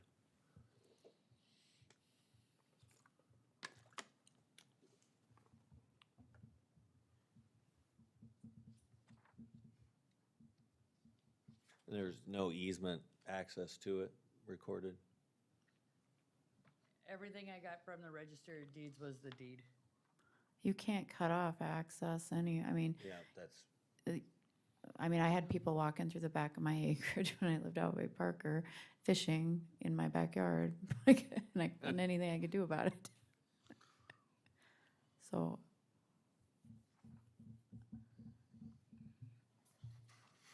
we could always put a value on it high enough that if it doesn't bring it, then we don't have to sell it too, under yeah, surplus. I just, I think like up at Lake Madison, for example, that boat dock has gotten so crowded in over what used to be Smith Park by private property owners that there is essentially no beach anymore, nowhere for people to enjoy the lake on that part of it, because everything's been crowded in by private property owners. So I guess I'm in favor of just keeping the property as county property. I don't disagree in a lot of respects to that, Madam Chair. The only thing that makes me a little nervous is they could actually come back and say, okay, then take care of it. And that would be a nuisance for us to do so. We're not doing anything now. Yeah. It's just, I have no idea if it's, I would say, declare it surplus, go take a look at it, see if it has a value, and if we choose to take it back off surplus. I'm fine with that. Or just go look at it and then come back and decide Yeah. if you're gonna declare it surplus? Yeah, why instead don't of we making just a look couple at different it? Motions. So Madam Auditor, you're volunteering to go do that? Let's go. Okay. All right, let's proceed that way then. All right. So we're not gonna take action today, so. I move to table it until the next meeting. All right. Is there a second? Second. Thank you. Sean, call the roll, please. Commissioner Gibbon, Yes. Commissioner Poppins. Yes. Commissioner Schmidt, Yes. Commissioner Landine. Yes.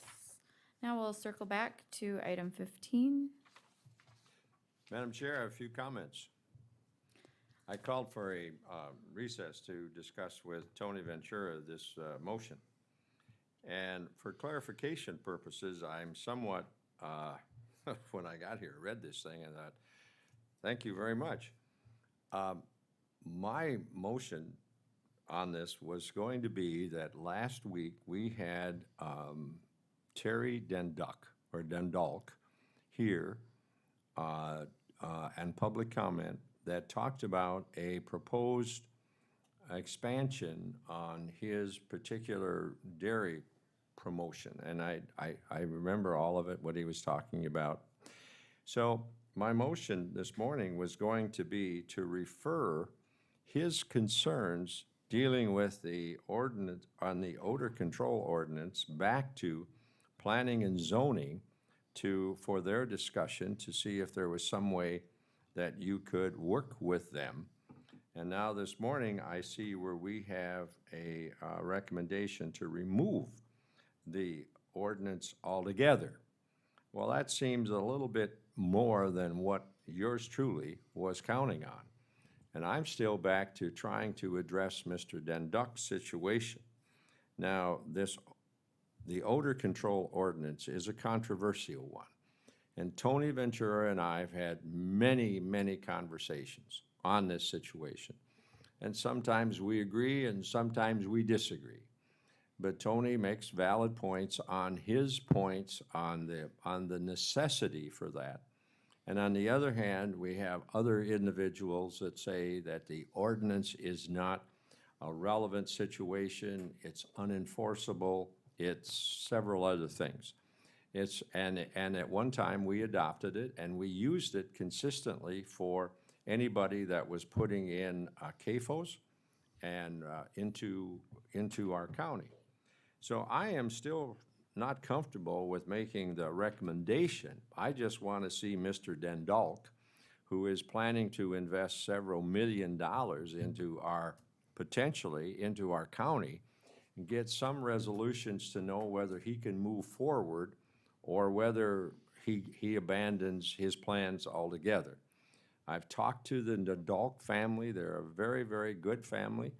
And they have an excellent dairy in case anybody has visited their facility down there. They run a quality organization. Commissioner Gibbons and I were down there and visited the place. So if they have plans for that, I believe it's our responsibility to at least give them a guide or a pathway to find out whether their future plans can become reality, or whether they have to abandon them, or is there some compromise anywhere in between? And that's honestly where I am this morning. So I'm not gonna say that we're gonna come and remove this control right now. No, this is where I was when I came here this morning, so. Madam Chair, you can do what you wish with that. Thanks, Commissioner. I think my question right now is for Toby. Toby, do you, can you just real briefly explain if this tool is used, how that works and how it's supported, et cetera? And clarify if it ever actually came into use for denying a parcel because of the footprint that it presented, so. I don't want to. I'm just, is it a tool that is actually been used, or is it just an informational packet item? Or has it even been updated or maintained? That's a long question to answer. So yes, it is a standard of the county. The applicants have to meet the 97% odor annoyance level at the nearest dwelling and 99% at the nearest municipality setback limit. Yes, we use it every time that we have an application come in. There is a possibility that it could be varianced if the applicant obtains waivers from those property owners within the setback, the odor annoyance setback. That has not occurred because we've never had anyone that exceeded the odor annoyance setback is always less than what the standard setback is. My understanding is, and I've never seen an application, I've never really directly talked to Mr. Dundalk, but my understanding in discussions with Commissioner Gibbon and Commissioner Schmidt is that this odor footprint would prohibit their expansion abilities. And so that was the request, or I believe, to put on the agenda to discuss, refer it back to the Planning Commission for discussion. I think the Planning Commission is going to ask is what kind of direction. The Planning Commission has sent up 3 or 4 times an ordinance to I guess, eliminate or delete the odor footprint. If you recall early this year, we did have another amendment that came before you to eliminate, I guess, the odor footprint. At that time, I had concerns with the implementation feasibility of it, mainly because of staffing concerns at SDSU. There was many times where we would work with staff at SDSU, surrounding property owners would work with other staff at SDSU. There was, differing results and things like that. Since then, this summer, we've had 2 odor footprint CAFO requests that we've worked with SDSU staff. Dr. Thaler's done a great job. I have no concerns with the feasibility or any of those concerns. It's where, that was my initial concerns as staff. The rest of this, it's purely an ordinance policy that the boards have to decide if they think that this standard should be a standard requirement for the county. But again, my concerns are alleviated on the feasibility and the implementation of it. Are they able to apply for a variance on that? They would have to submit waivers from those property owners. And Yes, that's the only way they would be able to get the variance? correct. To your knowledge, Toby, have they made any applications to you or the planning department for this? No, there's been no applications that I've Okay. received. I mean, Commissioner Gibbon, I don't actually remember. We saw the site that they were thinking about. I don't recall the actual address. But I think there would be an opportunity for them because I didn't see any residents around in any proximity to where the land that they showed us. And I don't know what would the distance be? Or that depend upon the size of the facility? Yes. Okay. So I don't know if they've already completed one and they know I what don't that know. is. I don't know that. But, Toby, can you calculate, since they have the biggest dairy there, it's a 10,000 head, what would the footprint, how far would that have to go out before? What kind of territory would they cover? How far would that odor footprint extend from their property if they had a 10,000 head? yeah, I can speak to facility? that. It varies on the size of the structures and the size of the footprint. And then we count existing operations. But my understanding is that and this is all anecdotal, I haven't directly talked to them, but it was that they were looking at a differing site outside of their footprint. Oh, yeah, I think, I don't know, they were looking at doing research. So does that extend a mile or a mile and a half or something like that?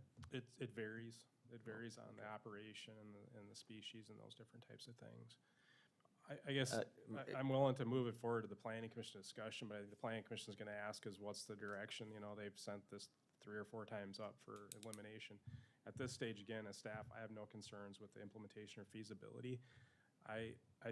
If it is removed, I would just assume we don't fully remove it, that we include it as an application requirement, because I think the tool is useful for the public and for the applicant and for the boards to understand. But I think it probably better fits under the application process, because as a standard, they either meet it or they don't meet it. But under the application process, you know, we've always been questioned by the public that the ordinance says that we can increase the setback. Well, we've really never had any criteria for doing that. But I feel if we moved it into the application process, we then maybe could utilize that as a tool and work with neighbors and work with the applicants and say, hey, you know, and a lot of it's directional too. You know, the benefit that I see from the odor footprint is I get a good picture of where this odor is going, directional travel, and some of those issues. And that's based on wind and things like that. And I think that's very helpful. I think it's very helpful in citing and a tool. So I wouldn't, as staff, I wouldn't recommend that we get rid of it completely, but I understand the idea of moving it more to an application process as opposed to a standard. That would make more sense to me as well. What are the thoughts of the board? We'd remove it from the ordinance and transfer it, and you'd make it part of your application process.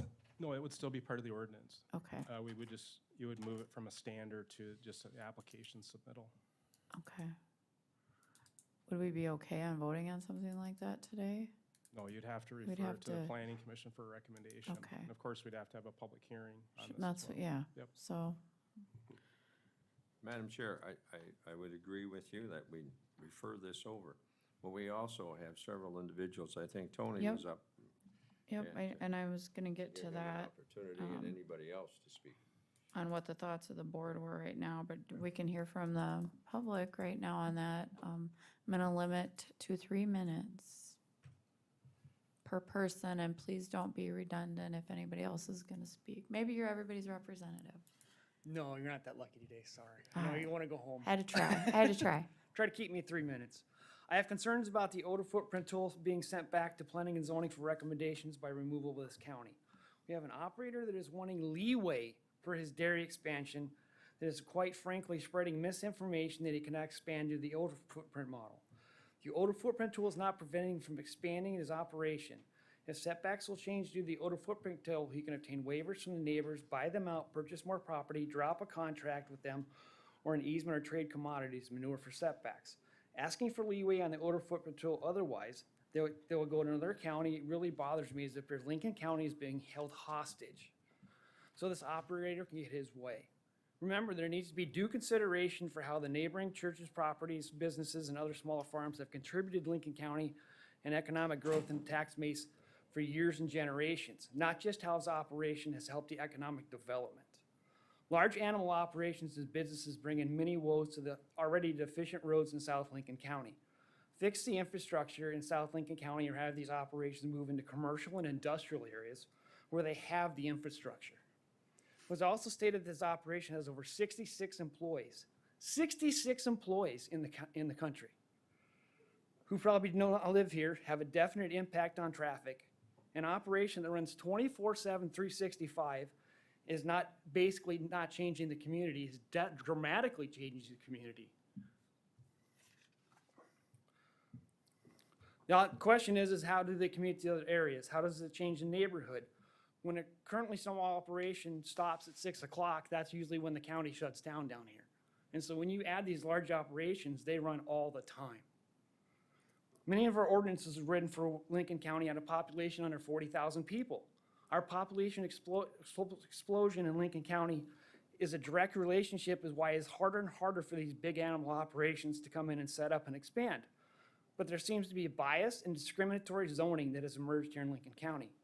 Whether you live in an ag district or small farmer, large animal operation, or acreage owner or landowner with housing eligibilities, the same property rights should apply.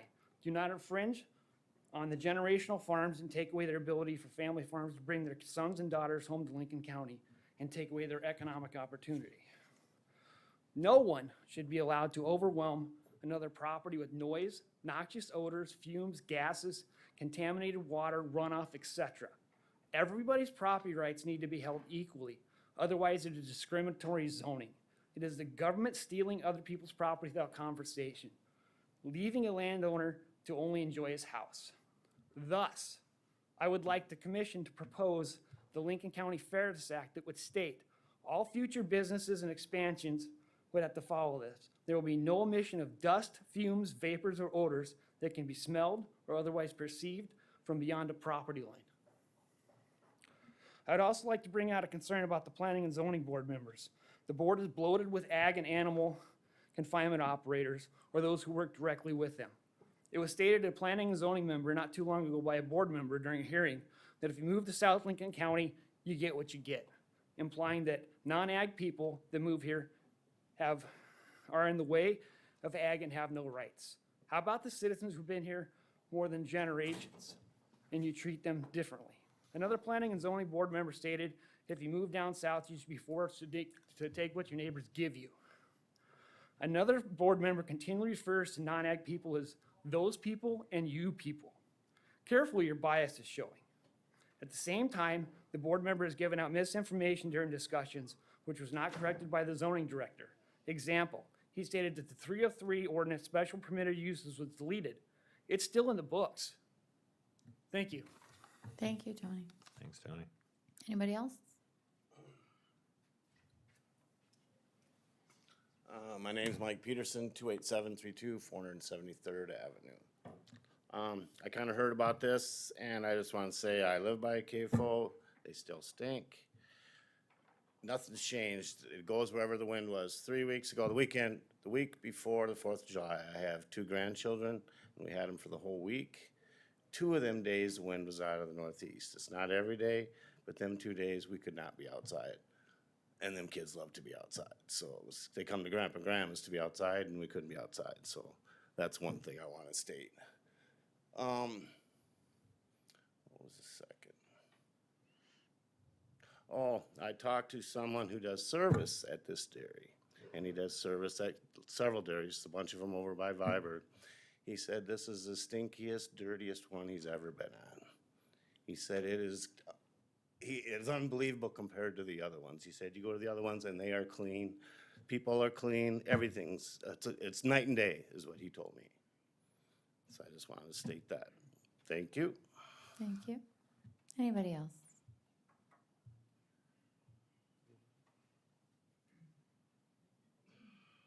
All right. Oh, sorry. No, go ahead. Michelle Bittner, 46967 South Dakota Highway 44. I'm in here in opposition of the removal of the odor footprint tool from the 2009 revised zoning ordinance. I just feel that you need something, and I guess in hearing people today, hopefully something stays intact, because we need something. And I live in the country. I own 2.33 acres. That is my retirement. That is my property. I don't have money, I don't have time, and I don't have the energy to fight what's going on with planning and zoning and the commissioners.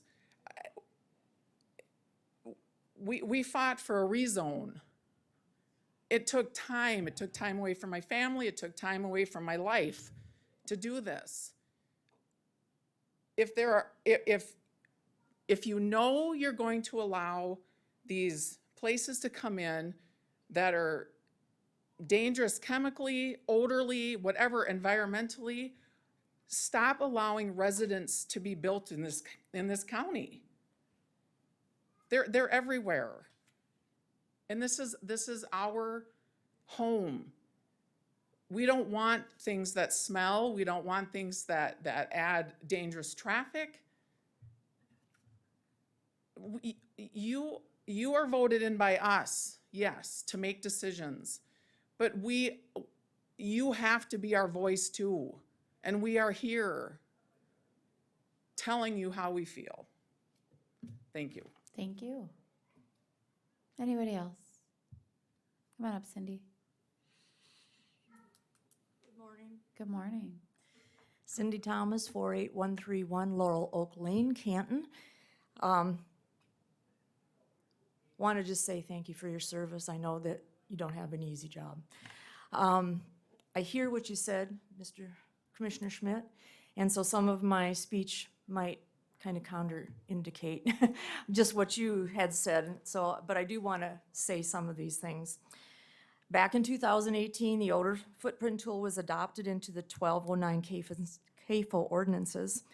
It was sold to this county, kind of by our planning and zoning director, that this would be a level of protection for landowners as a prediction tool of odors and also carry a setback that may be different than the setbacks set forth in the actual CAFO ordinance. This formula calculates animal odor emission factors, square footage of animal and manure areas, and it also takes into consideration the odor control factors used by the operator in odor reduction. Now, as this tool does not usually change the established animal class setback on a single facility, it does provide for a cumulative impact that several facilities may produce that are built in close proximity. For example, an operation with 12,000 dairy cattle has a setback of 3/4 mile according to our setback chart. But if you add another facility of, let's say, similar size to that, including its lagoons, you now have close to a mile or more of a setback in the odor footprint tool, and I think that kind of answers Commissioner Schmidt where you're going with that. But that only seems fair because now you're doubling the concentration of dust pathogens and odors. Now, I'm only speculating on this, but I believe that the cumulative impact part of the tool has not been used in Lincoln County. And that is wrong because it is part of the tool. And I need to point out that you cannot use this tool on only the new expansion part of a facility and not on the existing facility because it lends itself to the total odor emission factor, and that is the cumulative impact. But it seems now that this wonderful tool that was sold to our county as a way of citizen protection is now in jeopardy of being thrown away. So does Lincoln County really feel good about removing this layer of protection from its citizens owning property with housing eligibilities, small farms, homes, living adjacent to these large operations? Planning and zoning and this commission has worked hard and chosen protections for all citizens with options for confinements or expansions, and that fall short of the setbacks. Lincoln County is not preventing the building of a facility. They're not preventing expansion. They are not preventing multiple facilities. Waivers are still in place. It may mean that the operator has to give compensation for that waiver or buy them out or maybe buy more land just so that they fit. But an operation that asks this county to remove this layer of protection or ask for leeway to me poses a problem because it's kind of discrimination against all the citizens who are given this layer of protection. Just a few months ago, it was voted on and passed to keep the 1209 CAFO ordinances as they were, including the odor footprint tool. So what has changed? And I believe the discussion was to kind of leave things status quo for a while, a year, maybe two, cooling off period, step back, and think this whole process through. And I thought that this is the place that we had gotten to, as kind of a cool down period. So again, I ask, what has changed? I don't know why we're here doing this again. Is there an answer? Cindy, we can't, if a person comes forward, Cindy, we can't stop the clock when people want to make major investments or they have an idea, they want to expand. We didn't stop that. They have a right to find out what they want. So I can't answer your question other than that. There are progress comes, people come.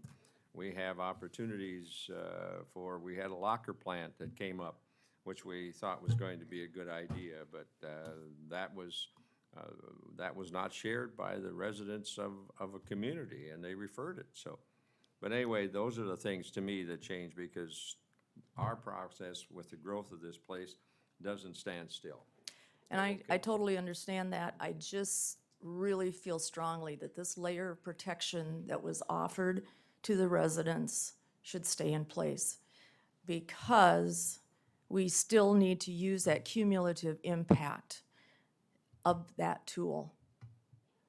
And I would like to just add that I know that the information you've shared in regard to kind of taking a step back and catching our breath and letting both sides just kind of reevaluate was kind of where we left off. And you are correct on that. Thank you, Commissioner. Thank you. Anybody else? If not, we'll go ahead and move on to we're on 18. Our budget discussion. Sherry, are you gonna handle that? What action, did we take any action No, on are you 15? proposing any action, Commissioner Schmidt? Well, like I told you, I came here today to take what this Mr. Dundalk had said and refer that to our planning and zoning department or the board to see whether there was some way in which he could get an answer to whether he wanted to move forward or not. And just for the record, this is not a dairy. This is not going to be another dairy. This is going to be, it's going to be a facility that will do research. And they have young calves under confinement, they have heifers under confinement, and they have adult cows under confinement. So this isn't going to be a dairy per se, this is going to be a research facility to try to find out. So I just want to refer this process so that he gets something. So that's all I'm asking for, to refer this from what Mr. Dundalk had said last week and put that over and to find out an answer for himself.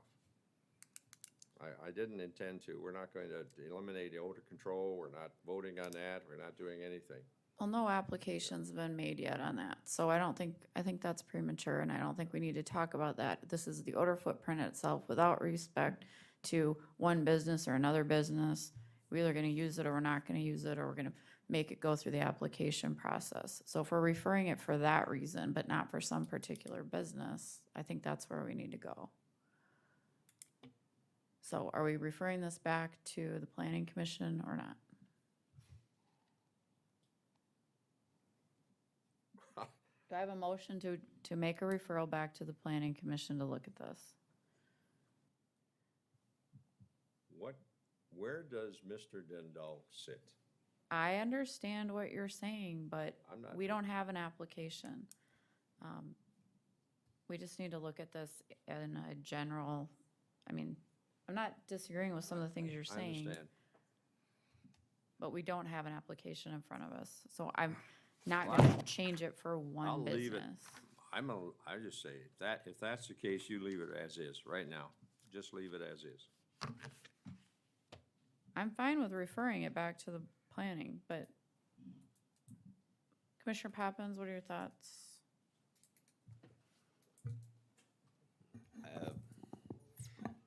My thoughts on this is it's a tool that hadn't been used. There was some issues with trying to get some response from SDSU. It seems like that's been resolved.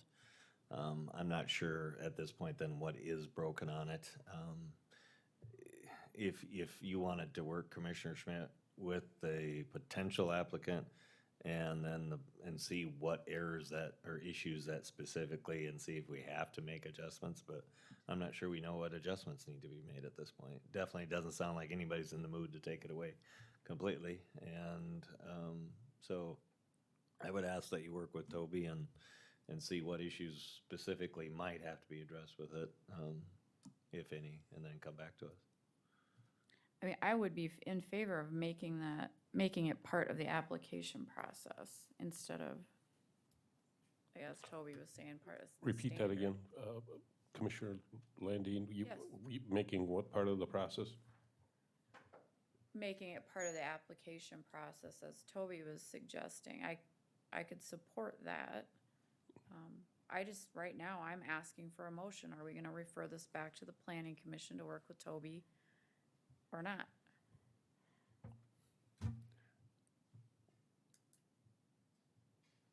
I'm not offering a motion.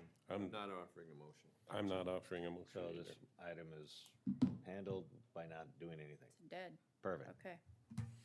Now we're moving on to our budget discussion. Okay, so previously at the budget discussions, we wanted to touch base with John Rombo regarding his budget, and we were going to discuss the new position request for the planning and zoning and GIS. So that's where we're at today, is John's here to discuss his. All right, I'm gonna have to leave at 11. I'm gonna give the chair to you when I leave. He's next. I'll give it It's to, past year. all right, well, I'll give it to you when I leave. Fine. Okay. And then- So, would it be wrong of me to ask that since you'll be leaving, should we discuss the wage process first, or? Sure.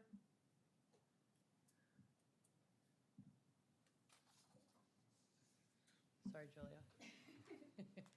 All is good.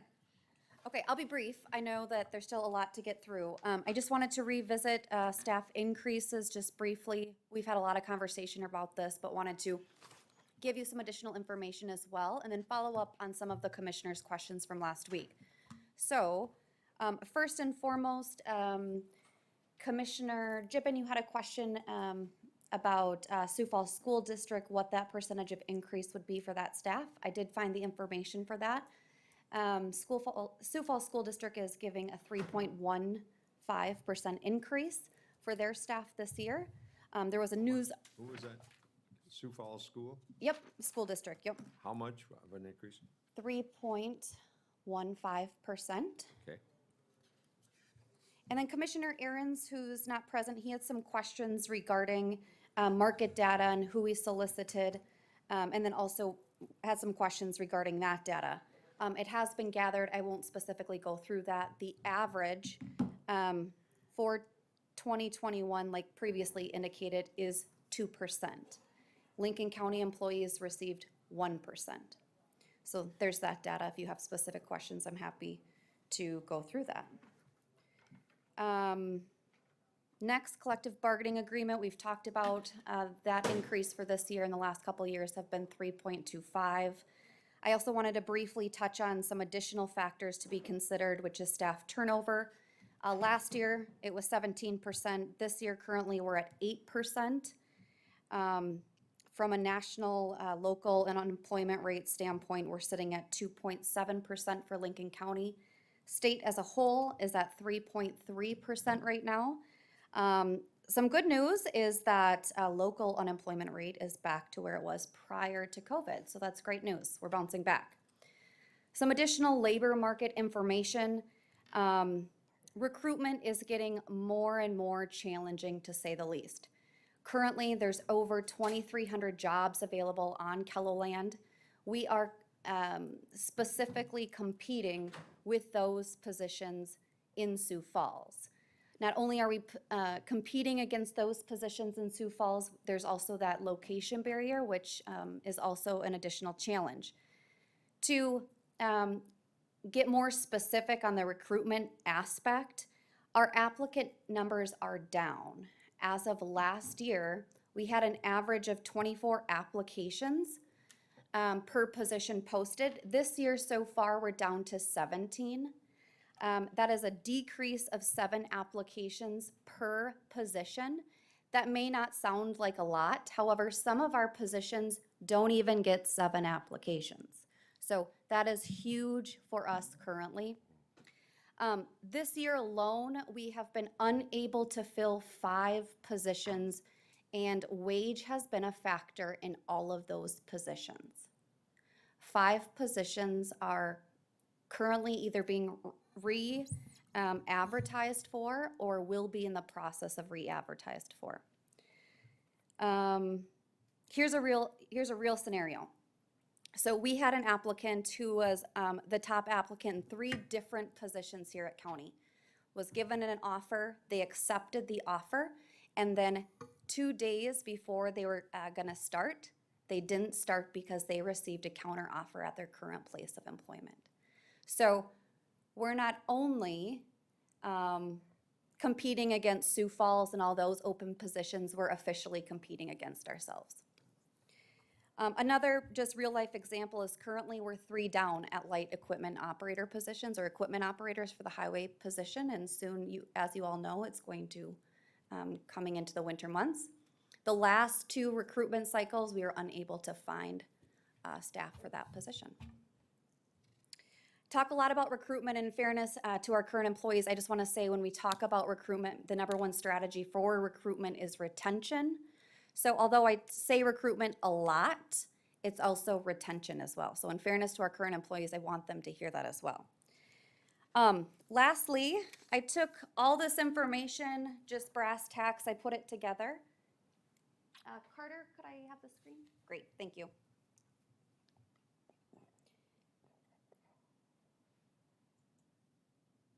I see me. Great camera shot. So what this illustrates is just a breakdown of specifically what I just went through. It goes through CPI data right now, which is 5.7%. It talks about the collective bargaining at 3.25. Talks about where our competitors were, which is 2%. Talks about we're currently behind market at 3%. Strictly just taking an average of all of that data I just went through and we've been talking about for the last couple months. 3.48%. So as you can see, the data supports at least a staff increase of 3.25. Questions for me? What's our turnover rate currently? 8%. 8%. What's the, yeah, that's for the year. Excellent information. It's the reality of the market, why everyone wants to live here, why it's such a great place to live and work. And this is one of the consequences. Yes. One of the realities that we as commissioners are facing are as a group of individuals that think that we have bountiful money to pay for all these needs that we have to provide. Not wants, needs.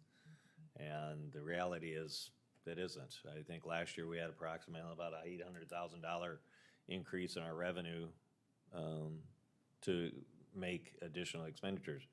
Our housing of prisoners went up, I think in this year's budget, $500,000. That doesn't leave us much to pay for these increases and pay for improvements here and pay for that. So as much as I wanted, and I believe that we need to follow this, the reality is if we don't find additional funding, there's not gonna be this, or it's gonna be that and fewer employees.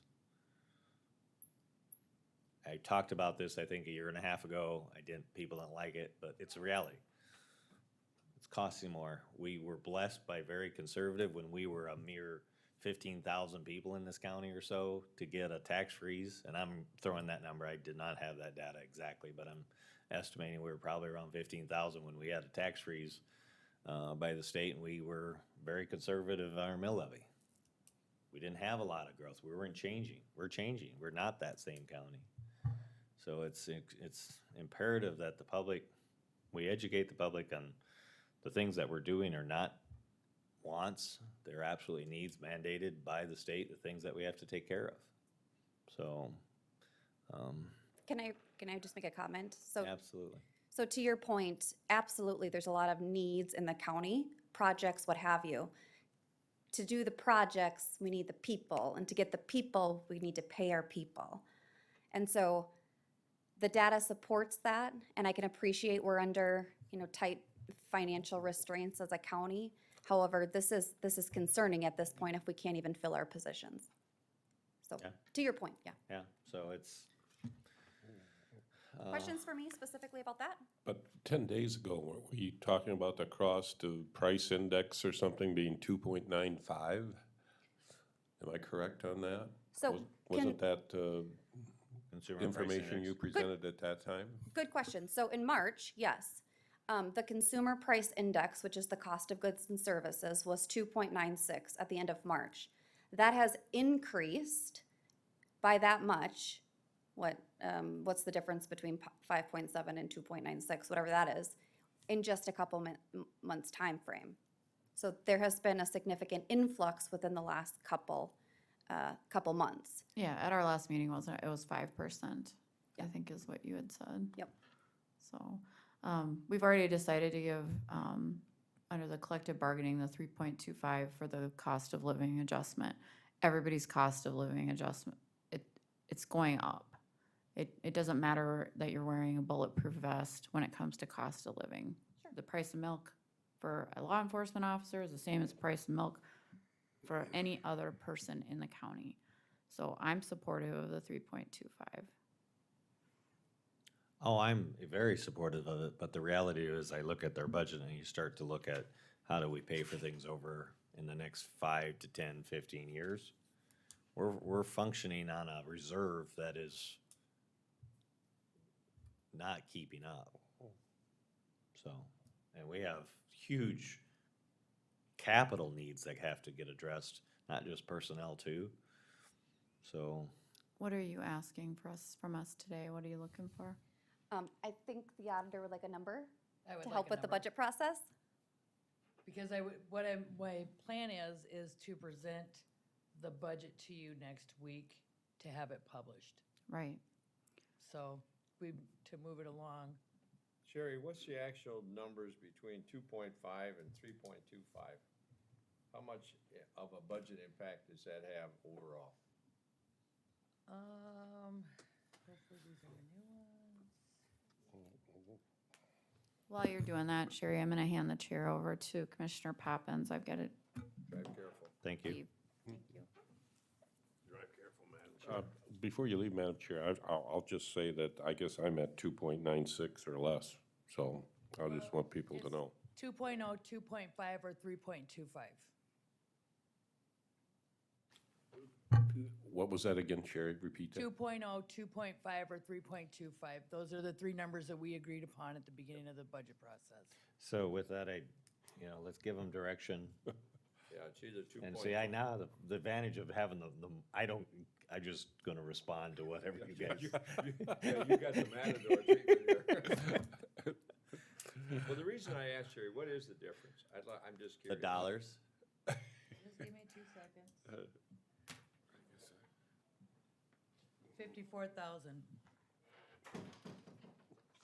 Well, then I'll throw out there 2.5. Okay, Commissioner Schmidt? You know, we gotta move this.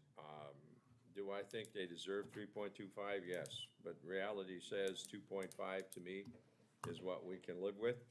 We have individuals within our community that think that's too high. They think that, I think that. I agree. There's a lot of individuals. They believe that if you work in public service, you should take a vow to poverty because they don't believe everything is too much. So 2.5 is what we can live with. That's what we're gonna go with. Okay, there's your direction. It will make our HR department even more challenging, but Yep. Okay. Mr. Poppins, to your point,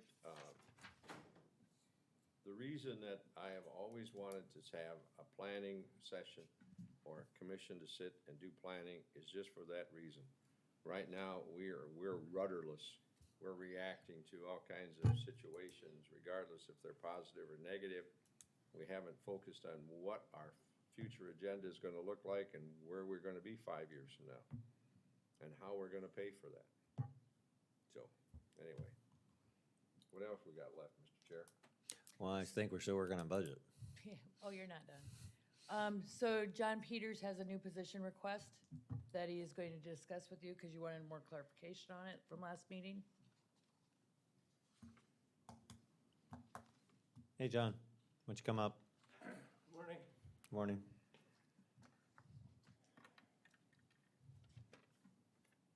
So I don't know, I need a planner position to help with floodplain administration, manage permits. What are the questions? The question, I think, is just the justification of the position. Yeah. So, have our numbers gone up in applications? Is the severity or the level of detail that has increased so much, or what's kind of changed in the floodplain administration? I think I'm just gonna answer yes to that. Okay. I think that, planning has a lot of numbers. This position, administration of permits is really linked to planning and zoning. Every building permit, CUP, subdivision zoning proposal, not every, I'd say 50% of those have a floodplain element. It's not a isolated floodplain development permit. It's related to all others.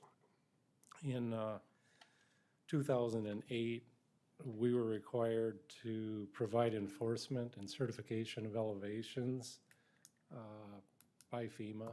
In 2016, we got an inspector and a code enforcement full-time. This is 2021. 2 years ago, our planner was certified in floodplain management. That relieved a whole lot of the burden. We have new software that requires someone to enter in the data, coordinate it with the planning office permits. I issue a permit, and sometimes there's another permit required that I'm not aware of. This person that we're requesting would be housed in the planning office, supplemented 50/50 from GIS and the planning office. We really realized a lot when Joan left. There was 2 years that she was certified, and she processed most of the permits. I reviewed them when they were complex. It was a huge load off. She has left. We're finding, I think, similar to what I'm doing, 2 jobs, GIS administrator and floodplain administrator. She was doing double time. We're finding in the office that we have the support staff. So my support staff for floodplain administration is a code enforcement officer in the planning office and an inspector in that office. Also, half of my office administration is in the planning office. I sometimes, and have often wondered why I'm issuing permits or processing the mechanical parts of review. It's taking 80% of my time. John, can I interrupt you for a Yeah. second? So that's getting to one of my questions.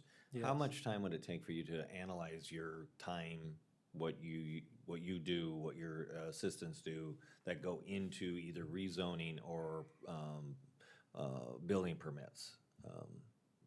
I don't think I could do that. I come to work in the morning and I do whatever's on my plate all day long.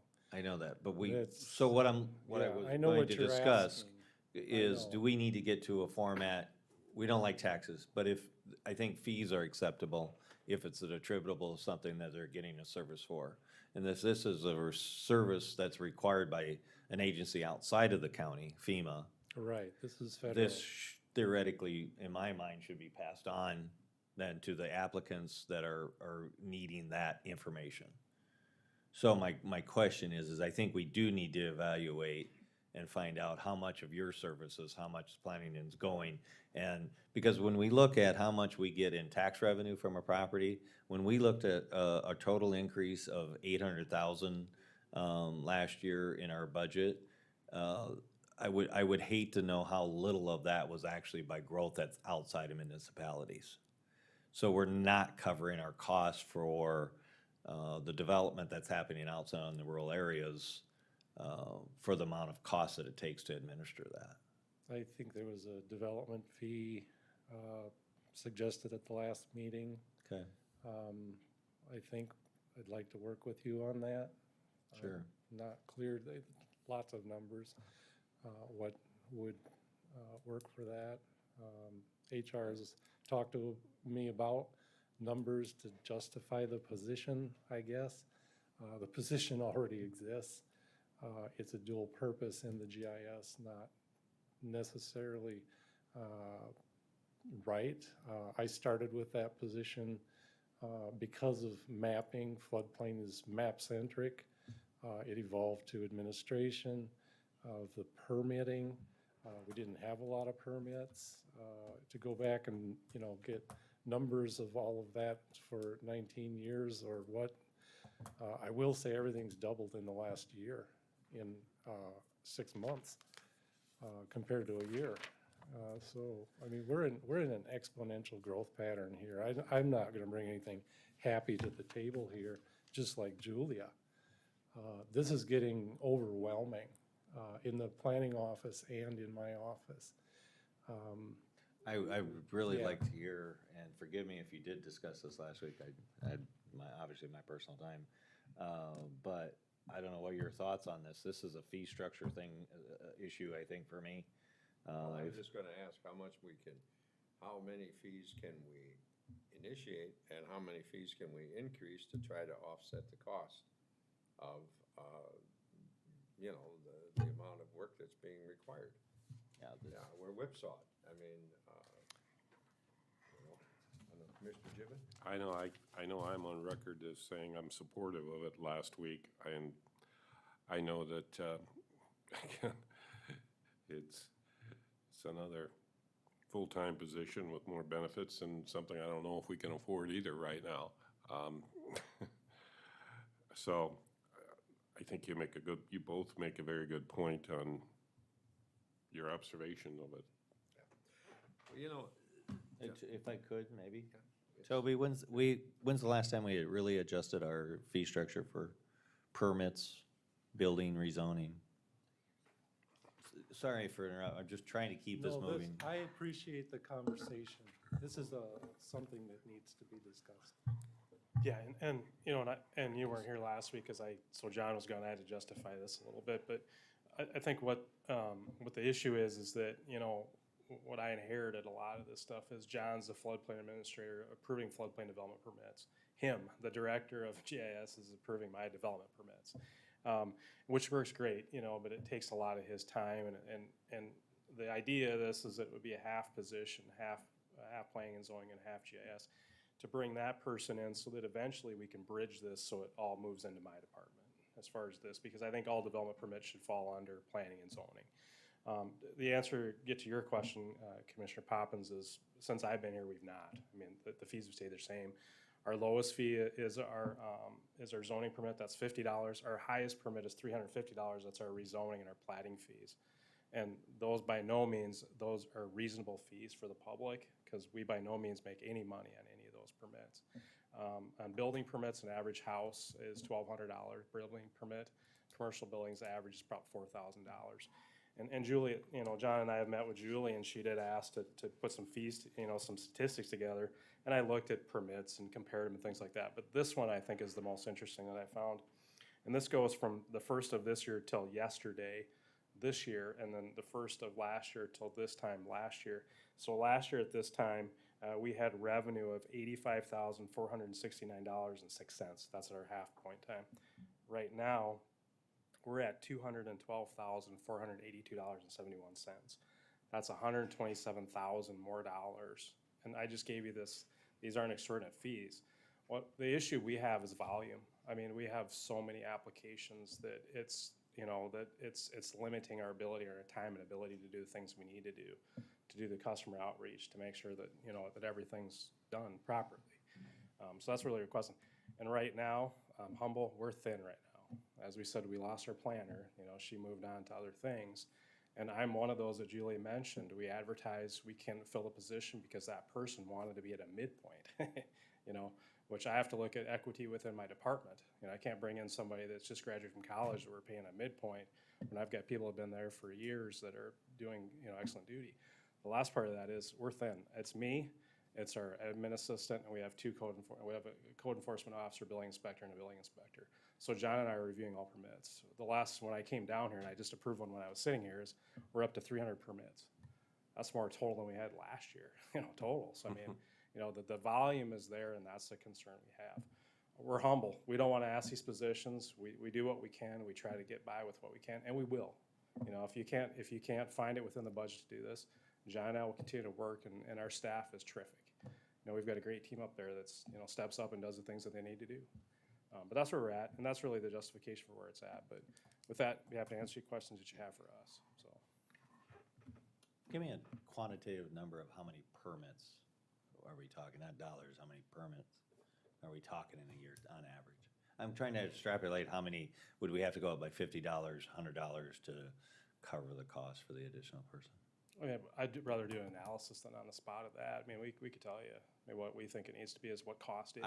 Is there any support to considering that, to offset this additional person? Well, Because I think the workload is there, it's just. Yeah, I know. I definitely think you should do this, but in regards to this, you know, what they've talked about, you know, it's one thing to accommodate, and for the two of you to want to say that you'd pick the workload up, there is also so many other things, Toby, that's on your plate that you have to guide and direct for future planning, for all of the different areas that people want to come into, this is a tsunami.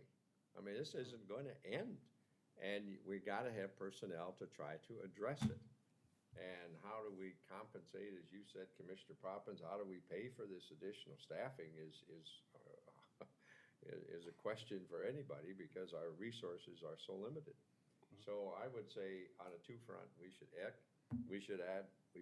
or look at this request in a positive fashion and add it, but also we should kind of have Toby go back and work on redesigning our fee structure to better accommodate, some of the added costs that we have. And at the same time, not price ourselves out of the market, but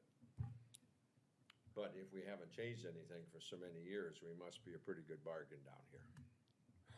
Yeah, I mean, we try to do the best customer service we can do, It's just, there's a fee structure to build anywhere. Sure. Yep. We have certain costs. I don't know that it's the general taxpayer's responsibility to do floodplain management for somebody that's either rezoning or planning a home or a business out in the country.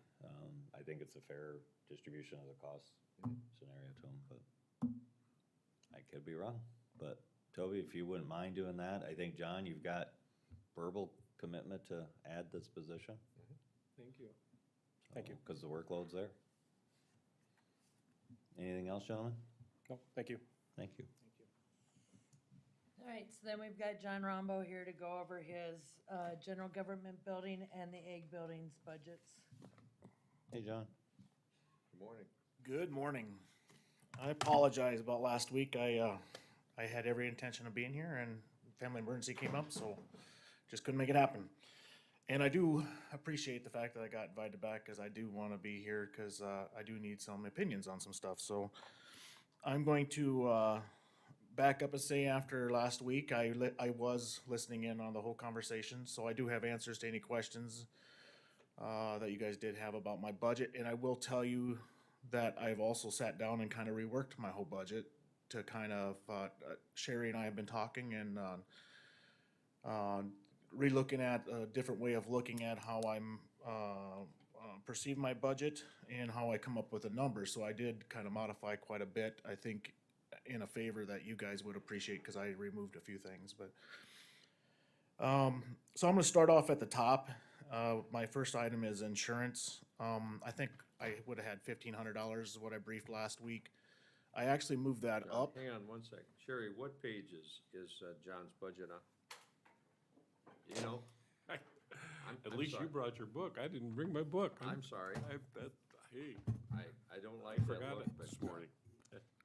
I apologize to the You know. commission. here. We can share, Commissioner Gibbon. No, that's fine. I'll be a good listener. No, here.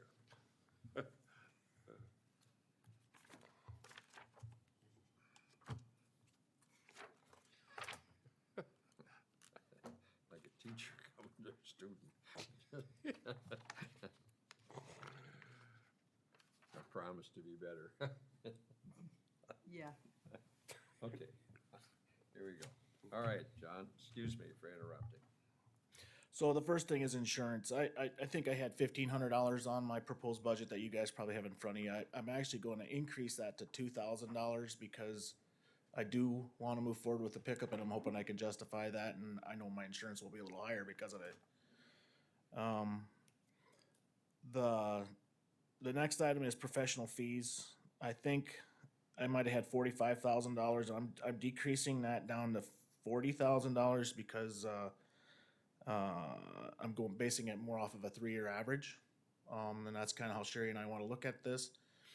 And I'll back up and I'll say, I think my budget of most budgets is pretty reactionary a lot because if I need more supplies, I got to have the supplies to make it work. If I have a building problem, I got to have the building and maintenance dollars to make it work. So I've always left it a little bit inflated to absorb that. But now I'm going to base it more off of a 3-year average and hope, even though I know the cost of stuff is going up, that we will fall within means. Otherwise, we'll have to supplement my budget sometime next year. And I guess that's the way we'll do it. If I can't make it happen and it's emergent and a need, then we'll have to supplement it. So I did decrease that to $40,000. Repairs and maintenance, I put it at, it's slightly above the 3-year average, but I anticipate that need, but it's, when I say slightly above, it's probably $3,000 more than the 3-year average, and I put that at $50,000. Supplies and materials, was also an increase over 2020's budget, or 2021's budget, just because I estimated a shortfall and I anticipate inflation. And, well, actually, my 2020 budget was huge. I went way over budget because of, obviously, I had all of the COVID expenses on there that we were funded for, like sanitizers and whatnot. But items like rubber gloves and paper products, they're still high. You know, they're just, the numbers haven't come down to the pre-COVID numbers yet. They've come down some, but not to that level. So I do believe that's a very accurate number for 2022's budget. Travel and conference, which we used to be, was combined into one thing. I gave this a lot of thought. I want to leave that at $1,000 for travel and conference. I will always have to go to the safety benefits meeting, which will have hotel expense, vehicle expense and whatnot. So that's already going to be, it's mandated that somebody from here goes. So we as a safety committee sit down and decided kind of, we used to have 4 or 5 of us go. We're kind of making it to where 2, maybe 3 people go. But I think that's something that I probably is fairly critical that I go to. So I put that actually at $1,000. That might be a little overzealous, but there's ample training for my staff throughout the year, and I just want to have the ability to maybe make, $100 or $200 ad to go to some kind of training if I need to. But that also goes with then training. I also left at $1,000. So what used to be, I think I had $2,500 in a combined category. I went down to $2,000 with it subdivided into 2 categories.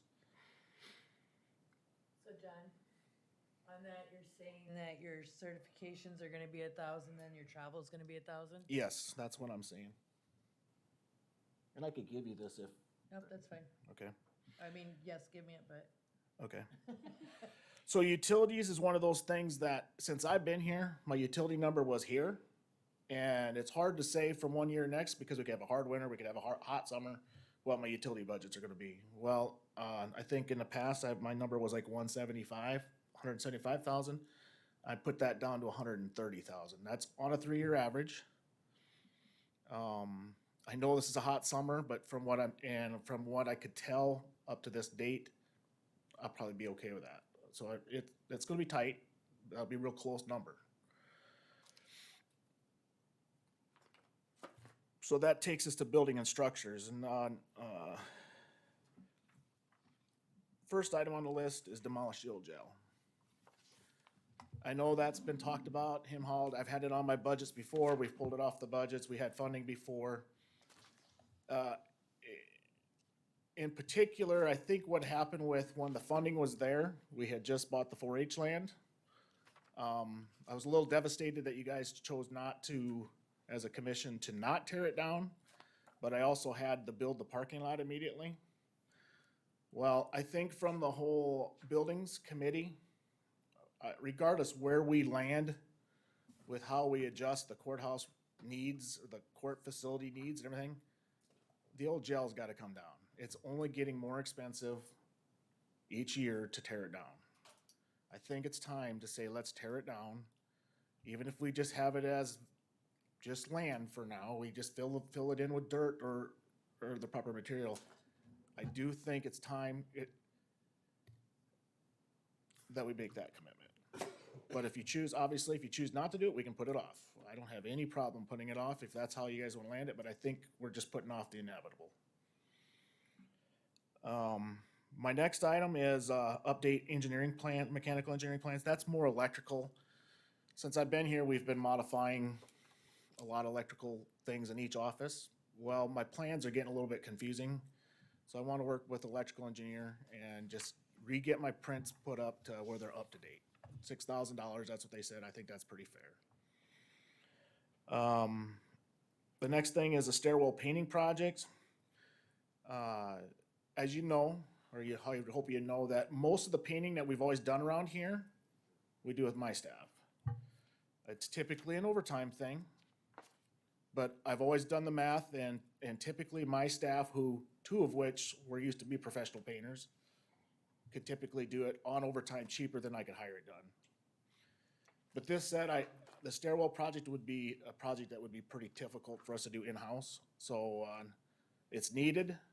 There's a lot of scratching, there's a lot of just peeling paint and whatnot. The stairwells need to get done, so that's why that's on there.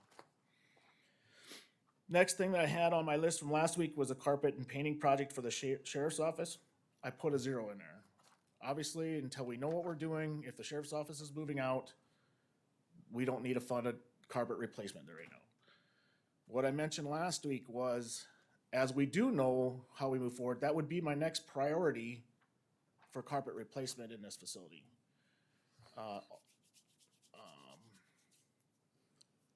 I'm hoping that as we move forward with whatever the final solution is to the courts building, and that if that office becomes vacated, I would be able to recarpet and paint those prior to putting somebody else in it. That's as simple as that. Next item is the bat guano removal and insulation replacement. I removed it off next year's budget because I'm getting quotes right now, and we're gonna try to get that done in the next month. Part of this whole process, you know, when we started the whole building needs thing 9 months ago, whatever it was, you know, at the time, my brain was telling me we were going to probably come up with some kind of funding to do some of this stuff emergently. Get on it, get it done. Well, that's kind of stalled out. We don't really know where we're going. It's hard for me to, at the time, I thought, well, who knows what's going to happen to the old facility? It's hard for me to think about spending $20,000 to $30,000 on something that the building might go away. So I've kind of dragged my feet on it. Obviously, it needs to be done, so it's getting done. I do not have it in this year's budget to do it, but we'll hopefully can absorb it with the budget money I have. But like I said, I'll be approaching you probably within the next, probably 2 commission meetings with the 3 quotes. I've got 1 quote. I'll have another one on Monday, and I'm having a hard time getting a quote from a 3rd vendor.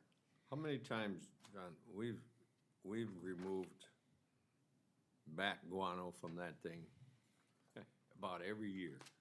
There was a major cleanup, I think if I remember right, like 15 years ago. Yeah. We did the bat mitigation. We put the cones up. We tried to get rid of the bats. We sealed off holes. We've had 2 bats in the building since then. We had one in the wintertime. And when we did the bat mitigation, we did it in November. We thought that, you know, we might be entrapping some bats. We might have some bats when spring comes, migrate out into the building. And so the first one we got in February, I was, okay. Well, we've since had another bat about a month ago. Obviously that bat, I would think, had left the building at some point and has returned, so there must still be a point of entry. When we did the bat mitigation, we chose not to pay the excess for a guarantee. So we're kind of at that point. Woods, or I can't think of Woods' bats part of their, but Woods Roofing is the one who did the work. They do have to remove the cones. They have 5 or 6 cones up yet. What I'm thinking I'm gonna do, whether they get the bid for cleanup or not, I'm gonna make them come and pull their cones out. And if we have to pay them additional money while they got lifts here, they'll do another look-see and just say, you see another point of entry that we missed. I don't know. I kind of where I'm landing with it. Again, I assume there's still a point of entry, and I would agree from talking to multiple facilities managers on this side of the state, it's just a hard problem to completely eliminate, especially when you're dealing with a 120-year-old building. So, so that's kind of where we're at with that. So that's been removed out of the budget. The heating addition for the off-site building, I still would like to, so that's the old weed shop. And I know it was discussed recently that we should consider surplusing the old weed shop. It is being utilized by both the sheriff's department for a year-round need. For most of the time I've been here, it's been cold storage for me, and also cold storage for the other half was cold storage for my furniture and whatnot, and also cold storage for Harold, the emergency manager. We have one, in the highway project, we came up with 2 heaters that were undersized. We had those available rather than just surplus them and eliminate them. I thought, well, why not put them to good use and heat that facility even if we heat it to 40 degrees? This said, because then the sheriff's department would be able to utilize it underneath of a good temperatures in the wintertime. And then because of the fact that we had absorbed snow removal here and I have the skid steer here and I don't have heat at the old jail, I kind of need to have a place just to get equipment in to let it thaw off after doing snow removal. I know it was brought up last week, well, why don't we utilize the highway shop? I mean, I suppose we could put the pickup plow out there, but I can't drive a skid steer out there. It's just, I mean, I'd have to transport it. It's just, you need to have the skid steer here to when you're coming in at 4 in the morning to do snow removal, it's within a couple blocks of here. You know, so ideally what I brought up a couple weeks ago when you guys talked about surplusing that property, what I guess I foresee in a long-term plan would be to have some kind of a storage place closer to within a city block of here, but that facility still works for it, and I don't think that's a bad investment of $8,000 to heat that. So again, if you want to strike it, I understand. Go ahead and strike it, and it won't hurt my feelings none. So the next item on my list from before was demolish the abated property at the airport. As you know from previous meetings, that's still under, we can't legally do that yet, so that completely got taken off of those, so that's zeroed out. So that brings us, okay, so I'm gonna back up. Something that I did not approach, but I think it should be looked at is we still have structural issues to the old courthouse. We have rotting rafters. Do I think it's gonna fail and fall in? I don't know. I doubt it, but it's gonna sag, it's gonna leak worse. We still have a leaky roof.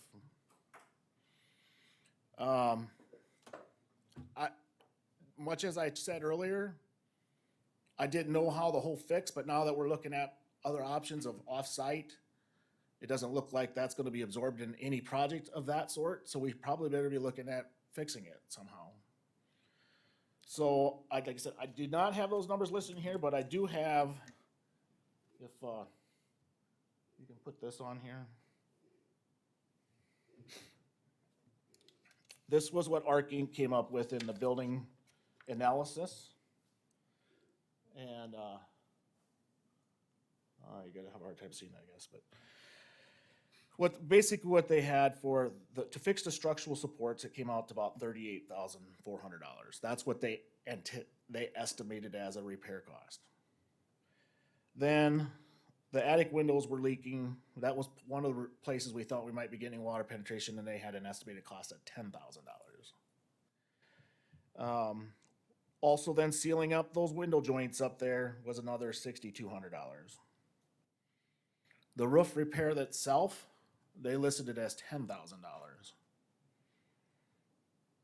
And then basically perimeter sealing and getting the rain gutters down, they listed as another $11,000. We know that we obviously had water penetration in the basement. So we do have to get some better drainage around the building. These numbers I'm gonna utilize ARC Inc.'s expertise and say they must be fairly accurate. I don't really have a opinion whether it's elevated or not. But if I were to add, so we're pulling, the expensive part of that was the renovation of the courtroom, of that whole $1.6 million project or whatever, and also upgrading the HVAC system to make it better air. I'm not saying we should jump and spend $1.6 million, but maybe we should consider getting these things resolved in the next year. And if I guess I could do some quick dumb math, and that's 48, 58, 59, 69, about $75,000. Could do all or part of it. I think the rafter stuff and obviously the roof fit repair should really be looked at. If you go back into their notes, It wasn't just rafter repair, but there's some cracking going on at joints, and some of that was gonna be rectified by putting, steel plating over those joints. You know, and again, from talking to structural engineers, do they think it's gonna fail tomorrow? They would doubt it, because we don't really know how long these cracks have existed. There's the roof rot, that's a different story. That will have to get addressed. So I guess I'll leave it up to you guys. Do we want to add that $75,000 back onto my budget and address it? Do we want to make it emergent and try to get it pulled off as soon as possible and supplement this year's budget if I need to?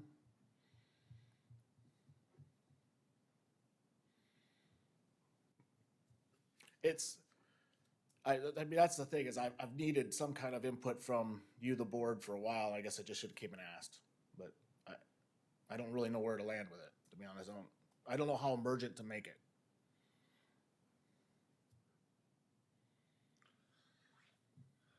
What's your current budget looking like? How is your budget this year? Are you running under or over, or where are you at? I'm sitting really good right now, but I've got a lot of stuff coming in the pipe. When you say a lot of stuff, So I'll be approaching you guys about the HVAC improvements to this side of the building, which I'm hoping to I've got to talk to Bill about a few things on it. That's gonna, I think, guys, I think we need to stick with our current budget discussion. And if John wants to come in and talk about, the budget discussion that we have. And if John wants to come in, because we don't have any of this information on the agenda. It's a generalization to even think about putting it into an emergency situation versus budgeting into next year's. There wouldn't be any more detail. But there. we're 6 weeks into the budget process and now What- we're just now hearing about it. so here's what I would say. I've cut a lot of things out of this budget that you guys already had in front of you. I think this $5,000 put back into it is still, my bottom line is gonna be less than what it was 2 weeks ago. My thought is we're not tearing the building down tomorrow. The roof has got issues. The public hasn't given us the go-ahead to go and do anything drastic. So I think we've got to repair it. That's my thought. So whether you put it into next year's budget, or if you want to see if your budget wants to absorb it this year, I'm not going to disagree with that. I think you need to put it into the budget. I'm not sure where the money exactly is coming from, but we got to put it in the budget. Again, I think from the number you guys had from me up to 2 weeks ago, my bottom line will be less as after today, even with that $75,000. So is that, Yeah, I would say okay? you're not doing any significant, it's just fixing what's existing. What do So- you think, gentlemen? Okay. It is what it is. It needs to be done. I don't know, if you gotta prioritize between tearing down the old jail and fixing the roof, there's no question. You fix the roof. You gotta fix the roof. Yeah. The jail's gonna sit there and deteriorate. Yes, it costs money, but, money isn't there. So that said, do you want me to strike the old jail completely out of the budget, or just? At this point in time, with the way the budget looks right now, John, I would say yes. All Sad to aboard? say, All right. I'd like to see it done, I'd like to see parking lot, but we don't have the funds to. We have no. I didn't put a I parking agree. lot into this year's budget, We don't have the money for it. so, all right, I will strike the old jail and I'll put the $75,000 in for building repair then. Where are you at on the pickups, John? I'm coming to that yet, sorry. Okay. Improvements other than, I had already removed the evidence. So the Veterans Memorial, I still have $25,000 on it. I've talked to Sherry. It's all dependent on the fundraising. I know Dave Gillespie has approached me, and I know there's some steam again on moving the thing. I've had it in my budget off and on, and it never seems to happen, but and whether we have to have it listed in the budget, if monies are donated, I don't know. So I still listed it as $25,000 in the budget, so it's at least there. But on that note, we haven't listed the $25,000 of income that he's saying that we're gonna get as a donation for moving it. So that would be a wash. Could be a wash. So we could strike it off of this list is what I Well, think. not if you're planning on doing it. Well, all right, yeah, We I don't just know. need to add the income to the other side. As I have always said, whatever the veterans decide to do, it just, the thing has changed back and forth. Commissioner Schmidt, I don't know if he's frustrated or not yet, but he has worked diligently to try to get it moved. And I think he's gotten one answer one year and another Well, answer. it the next. changes about every other month. Well, you know, I'm on board with doing it. I just want to do Yeah, it I would legally say- and by the I right would say strike that out because if the alternate plans for the courtroom space materializes from out there, we could certainly accommodate that, and they could leave their memorial right back here. Gone. There you go.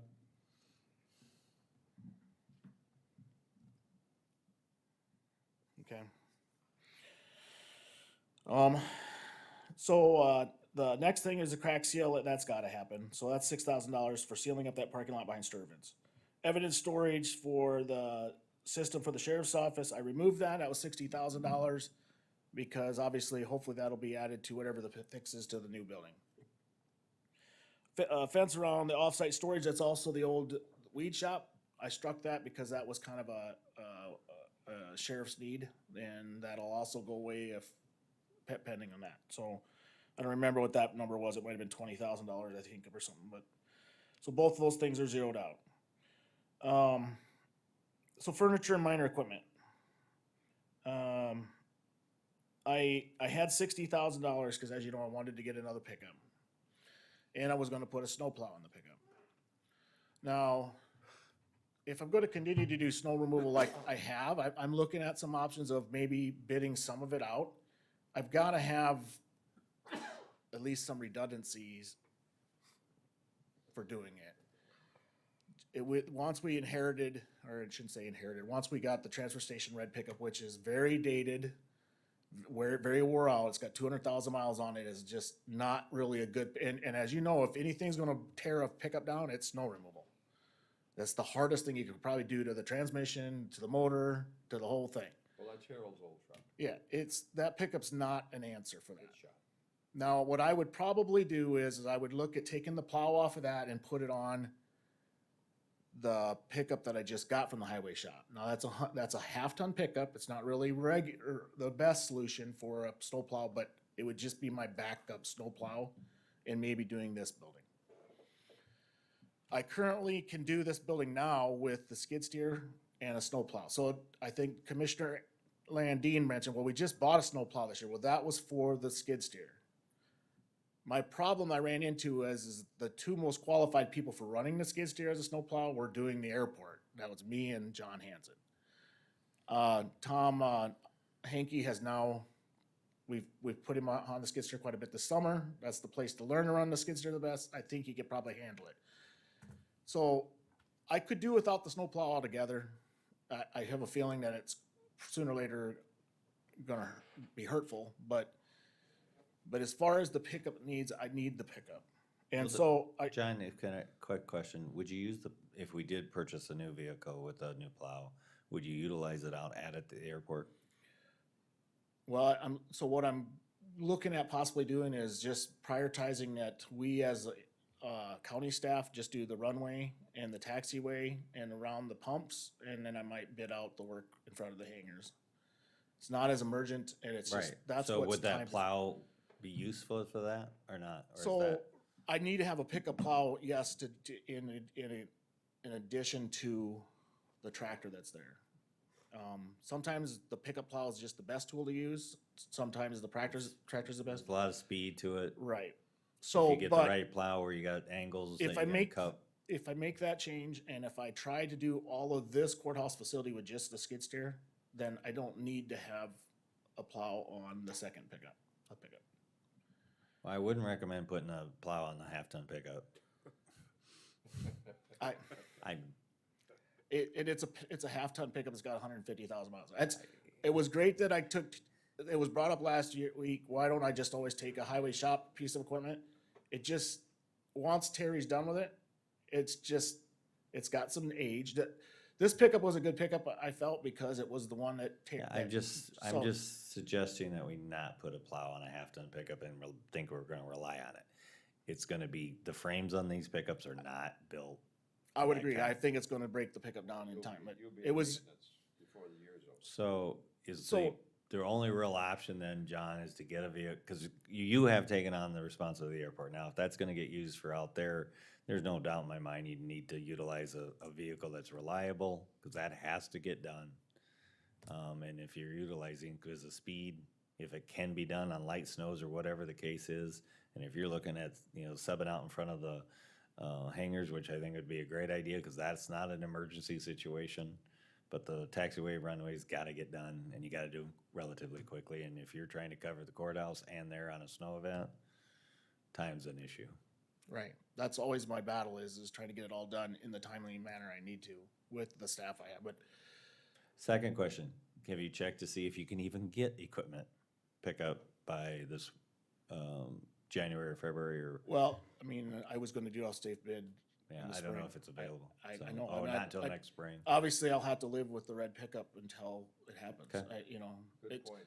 I've put a lot of money already into John's old pickup this summer just to, Nurse it use it. along. yeah, that's why it sits here a lot because I went for about a month with no air conditioning. This hasn't been a good summer to use a pickup without air I conditioning. had a pickup once, it was best just leave it at the mechanic shop. I knew it would be fixed when I needed it. 'Cause it Yeah. had to get done all the time, so. And that's about where that pickup's at, to be honest, so.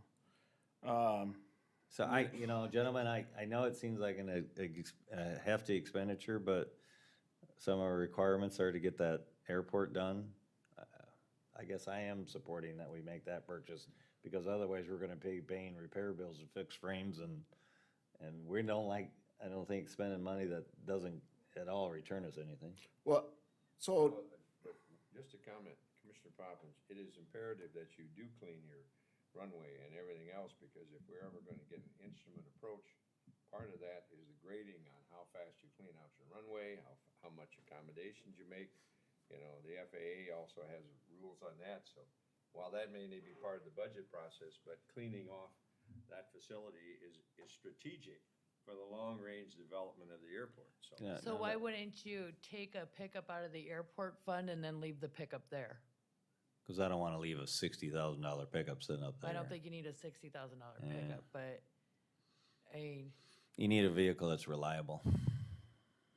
that's, so there is a pickup sitting there, and that's John Hanson's original pickup. Yeah, So it's got a snow plow on it also, but the only thing that gets used that's by Legacy Air to do just their parking lot. And it was brought up last week, well, why not just have a pickup that sits there, because that stuff just doesn't run well if it's not being ran all the time, I mean, that pickup, we struggle with it too.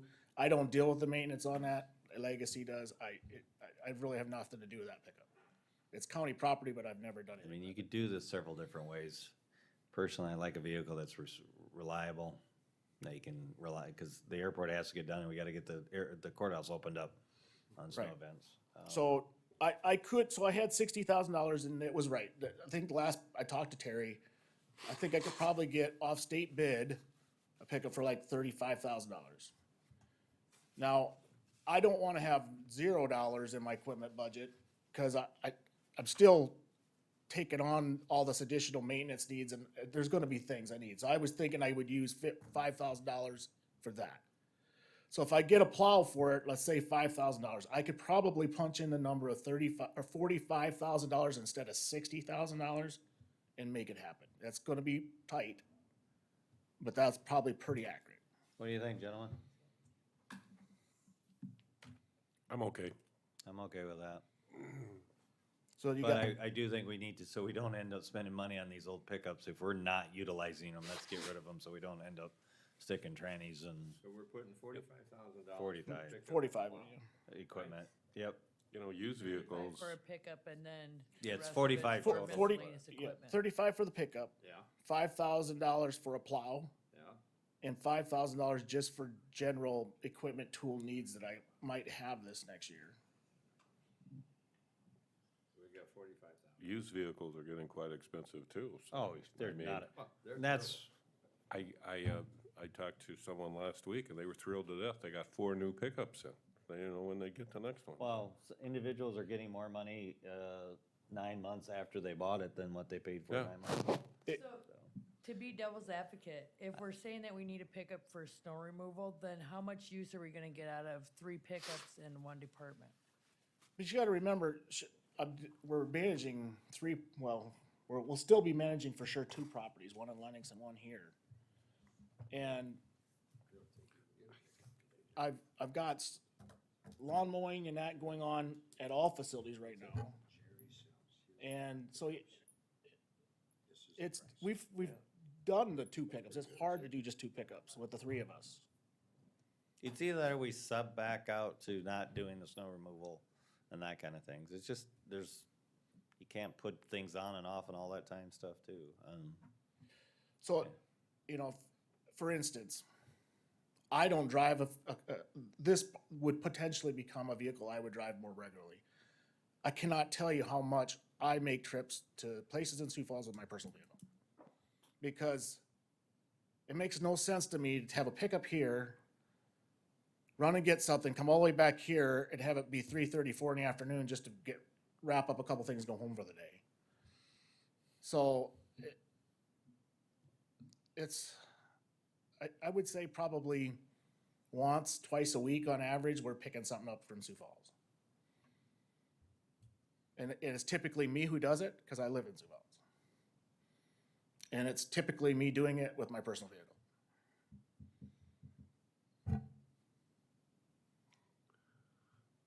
If there was an option to shut the airport down, I'd say maybe we should consider that so we didn't have the expenditures, but that's not an option. We're gonna keep it functioning. It's a very good airport, one of the busiest, if not the busiest small airports in the region and as along the state, so.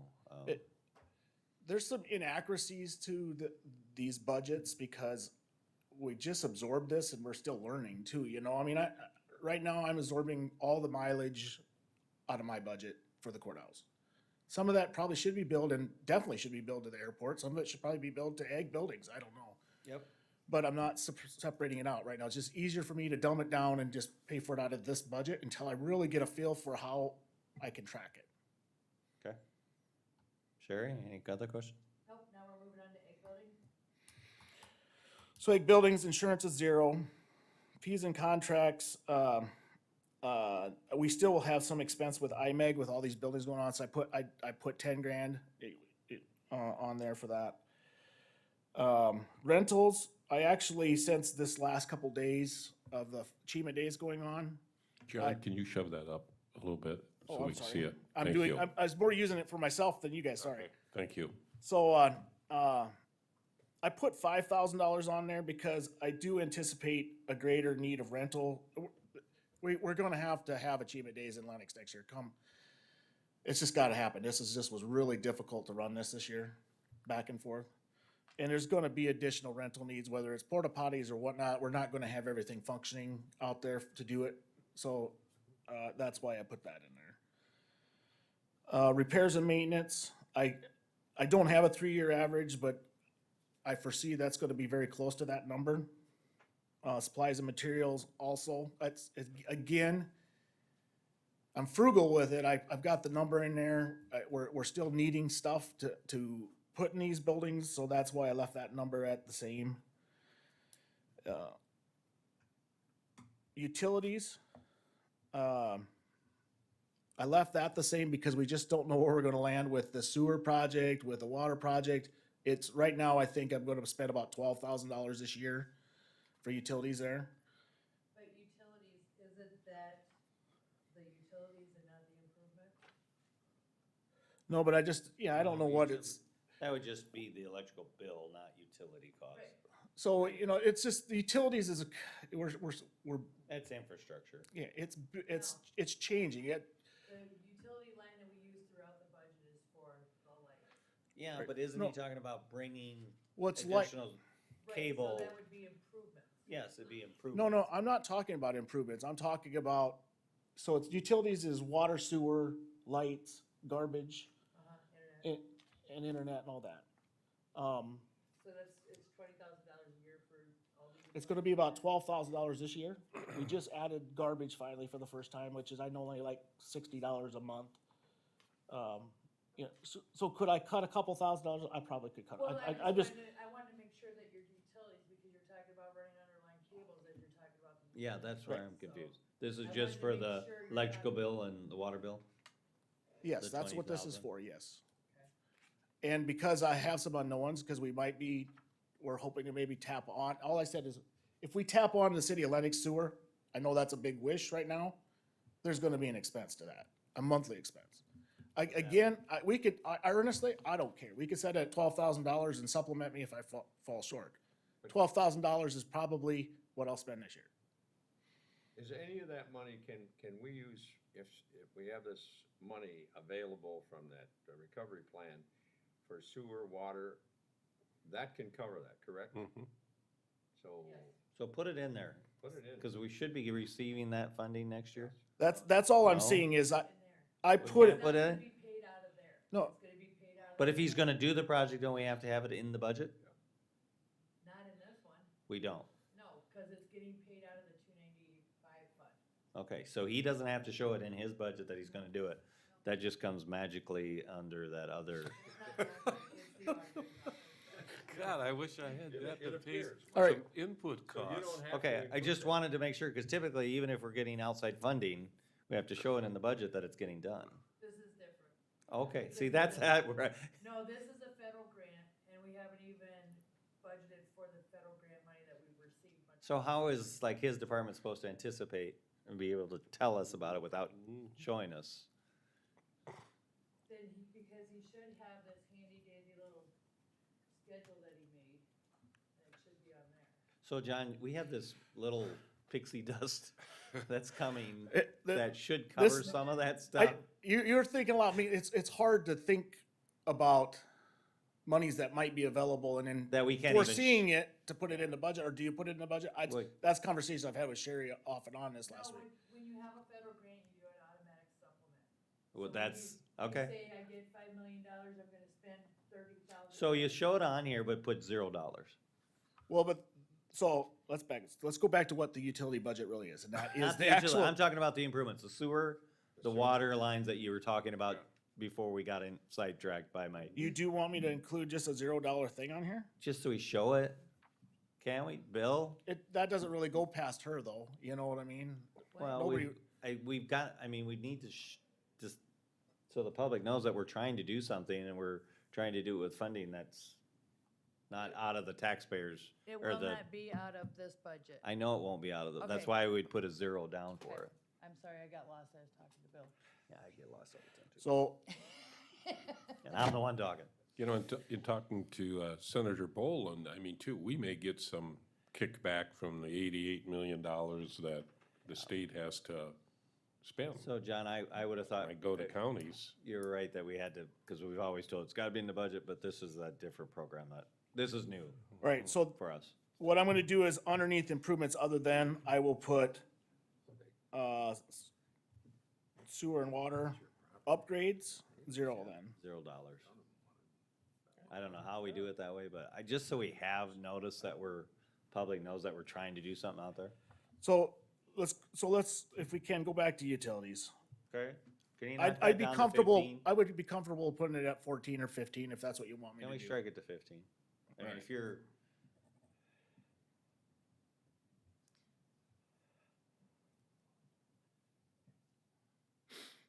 Sorry. My pen doesn't work real well on this ink.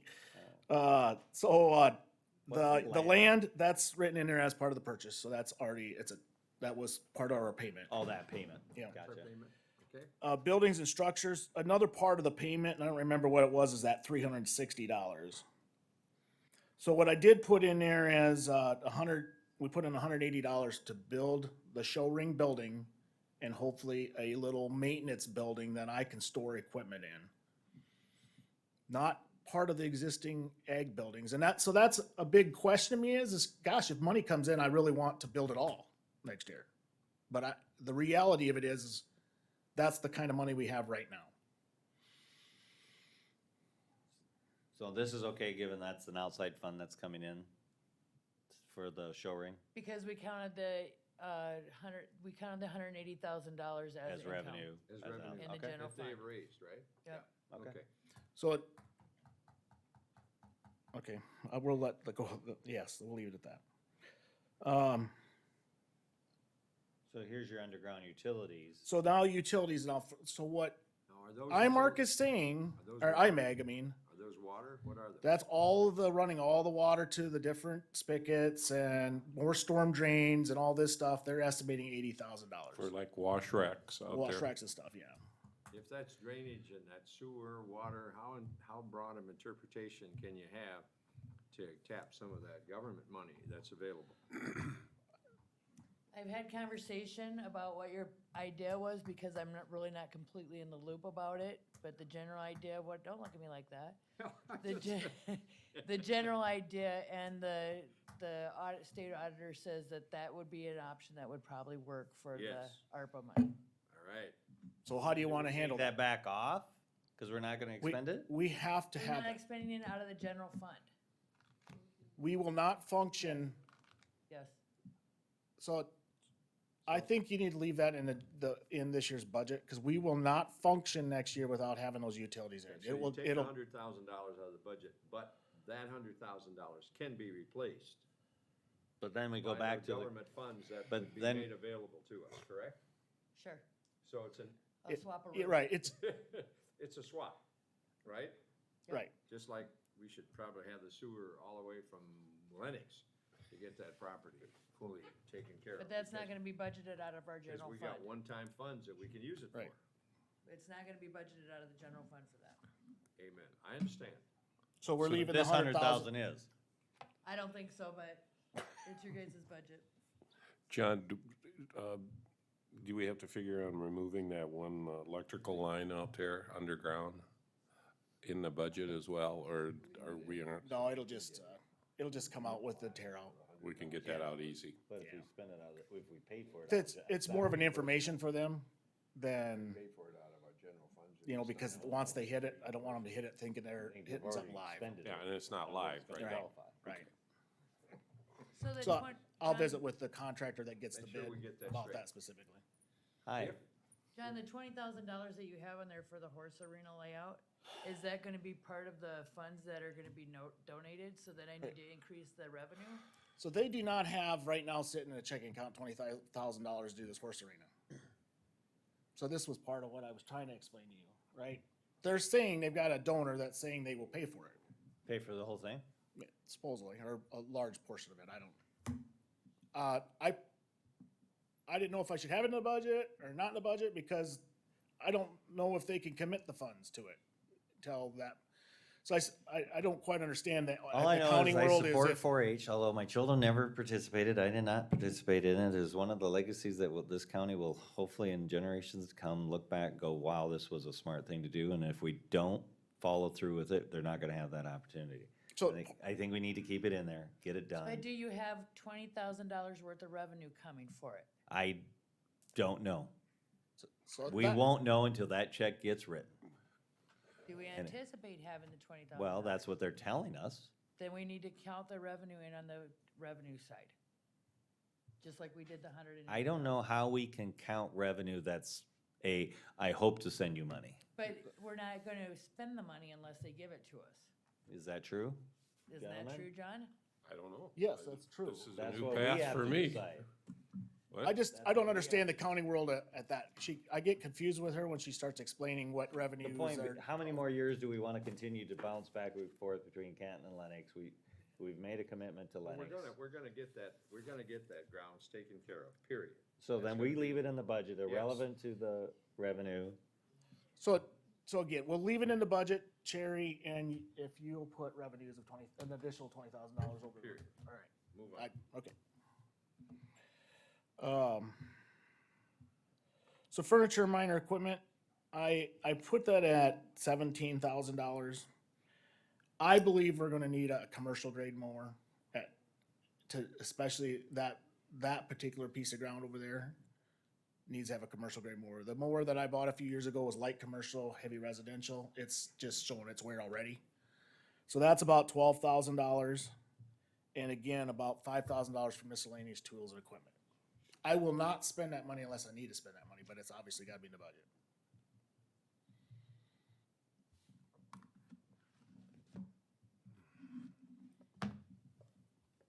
John, have the 4-H leaders ever discussed, and what's our current practice? We mow out there all the time and always have. Oh, yeah. Before I came here, they used to get mowed like once a month, and then they were always playing catch up to try to get it. They were, but that out there, honestly, I'm really, really hoping that January 1st, that goes back to the city of Canton. That is, as soon as we are committed, I should say January 1st, as soon as we accept a bid on the show ring building and we know that's gonna happen next year, then I say we end that contract with the city of Canton. Cause there was a lot of 4-H parents that wanted to have it all at Lennox this year. We just didn't know how to do it safely. All right, what else, John? That's it for me. Jerry, we got any questions for John yet? Nope. Board, any questions for John? Nope. Now we get to go into the canvas. Yay. Thank you, gentlemen. Okay. No. We can't No, you're doing the canvas. You have to do the canvas. We gotta do the cannabis, Michael. This won't take long. 1,200 votes. We got 1,200 votes. I would ask.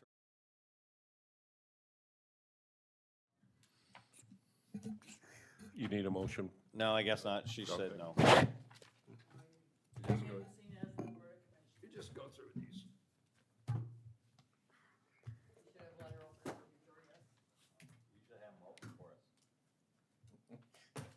Don't push your luck. Okay, I'm not sure what I'm doing. So we had 1,243 votes, so 2.95% turnout. Is that by far the lowest ever? Could be, yes. Okay, we break the seal now, we can do that. Yeah, do you have a letter opener in No, your I don't. drawer?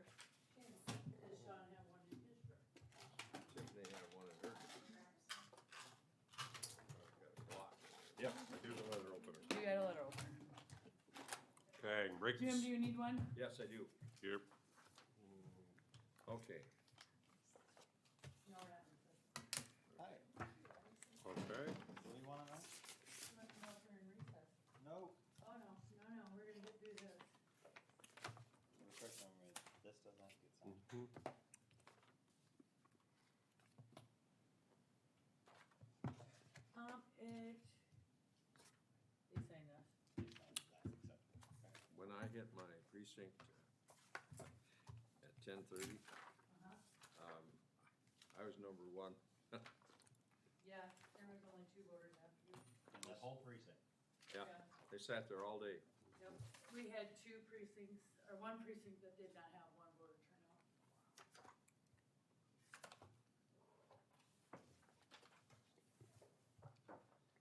They, that machine works very well, by the way.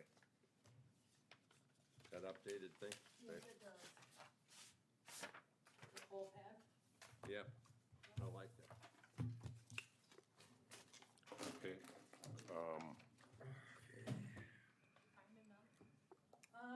No, I think, Jim, did you find one? Yeah, we're splitting. Here, is that you? Do we have to sign, we don't have to sign anything, do we? Huh? Okay. Here we go. So what do we check? Well, you Verify check- your numbers. You check by the numbers. You gotta find somebody, you gotta find something, Jim, that, to where they voted. Okay, 23 here was Bonnie, and check over 23 here. Who wrote that? Yeah. What's her name? Morris, Bonnie. Yep, there it is. You check a couple of those. 33. Okay, all right, And then that's all. that's it. That's it. Then just you go to the next one? You validated that, Okay, do we sign anything consistency, then? and you look at the total. Mhm. Did they give you a total? Yeah. On that sheet here? Yeah. That's, And then the total on this sheet, okay? they're all. It's, We don't have anything set. we have never, Okay, I don't know that we've ever all right, found. and then everything goes back We've into the thing again, correct? Yep. Yeah, and this is what you will sign. Okay, for each one or just, Nope, it's just one. okay, One and done. okay. One and So when done. you're done looking, then we'll take the, All of this Are goes you done back, with this Yep, one? I'm done with that one. okay, all of this goes back in here.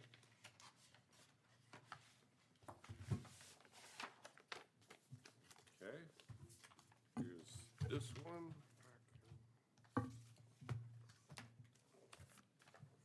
Oh, Jim, I got my own. You got, there you go. Is that mine or yours? That's yours, right Okay. there. We're both, you said there were two precincts that didn't have any voters? No, there was just one, Sioux Falls 113 had no voters, No voters. not a single one. Wow. This one with 12. Yeah, there's 3 total precincts at Central Church, and I think one of them had 0, one had 1, and the other one had 5. Poll book.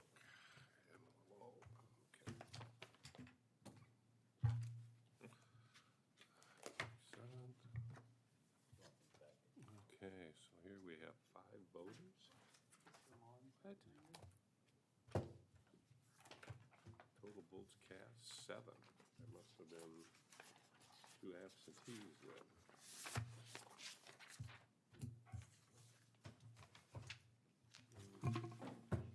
now I will have,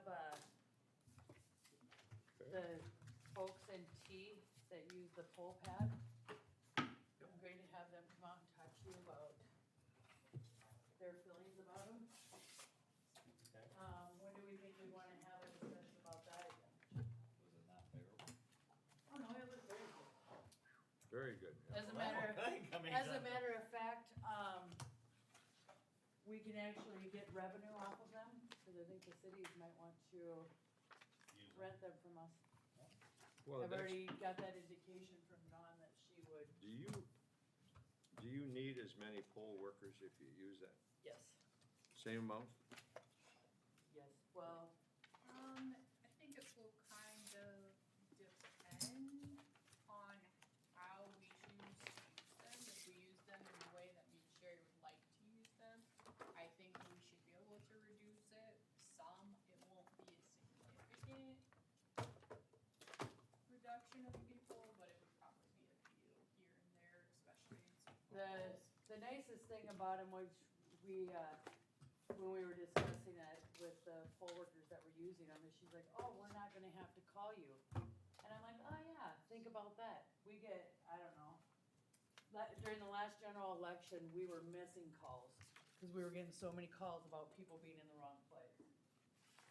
Sean, did we handle setting the, wasn't it setting appraisers or something on the agenda? Did we handle that? No, me and you are gonna go look at that Okay. piece of land. No, This oh, one there is was, that was the Shoes one. number Yeah. 4, I shoes was thinking there number was 4, something we okay. had to deal with. They match. Number 1. We had 1. I thought you guys did that. Okay, That was now this one is okay. the NAI. That was the NAI, but did we, I thought we had to. All right, this No. one is good. This Even goes underneath back it, we were doing our appraisal. in there. For that parcel. Yeah. We had 1. That part's Okay, Teresa, and then this was this one, correct? yep, Teresa, Thank you.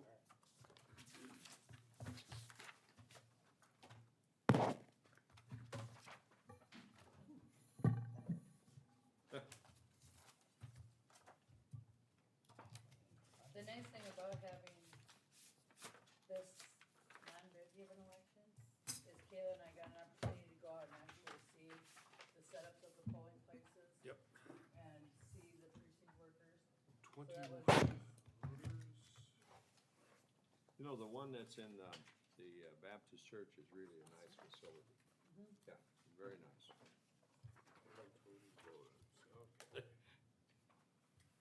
One gentleman I got a kick out of, he said, I said, do you get a chance to have a break? He said, This day will be one big break. That must have been Jim. Why does it say 6:11 PM? It's just funny. Apparently that's what time they voted, Oh, or that's when their last voter was. so there were 6 total votes today.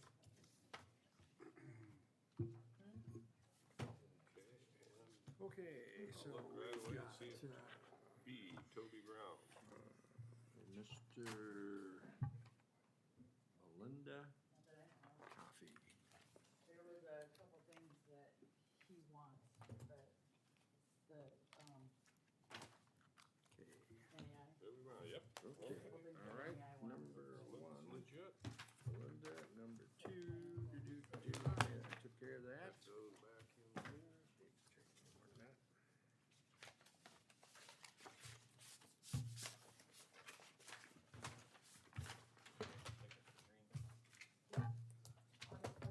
Right, here's that one. That Roger, he never left. What I am ecstatic about though This is is that probably it. Who's coming back? Randall Cobb. Who's he? Who is he? A very good running back with Green Bay. Oh, Green Bay. Oh, they're talking Packers. Yeah. Vikings are supposed to have a good team this year. They say that every year. Shortly after the first game, they just deflated. It's about like twins. 6, okay.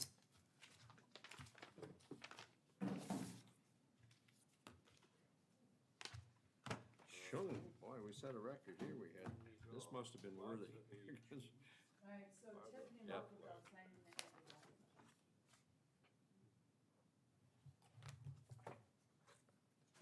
Yeah, this is worthy.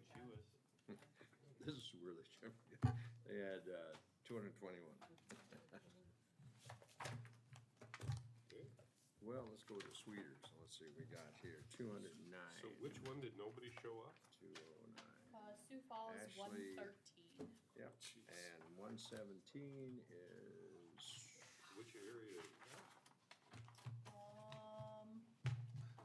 Nathan Schroeder. That's all right, I don't need to know. Yep, I good. was gonna say, I would have to look, that's Yeah, one of the that's- only ones, I think it would be west of the interstate.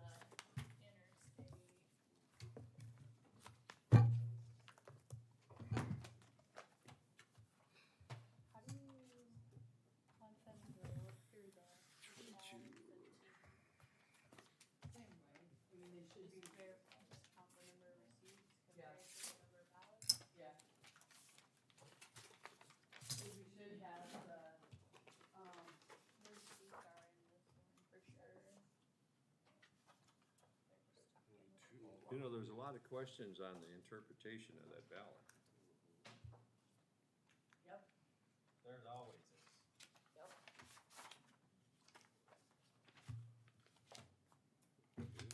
14. Circuit. Oh, that's one of the ones we used both at, so there should be really old receipts in your envelope.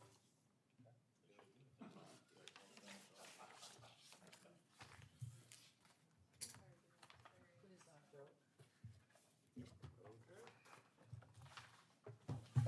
Okay, so do I need to go through and? Yep, just count how many of those receipts you have. 7, 6, 6. And then technically a couple of these Here you are. There's that one. Probably not. This goes together, these two? Okay. All right.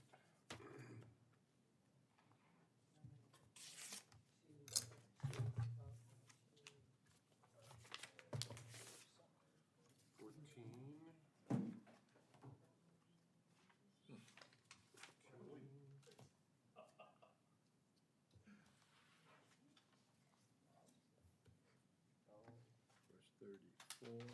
34. 13, but then canceled. Yes, We have 14 total. 74 is, No, they don't have to. There's not gonna be. very good.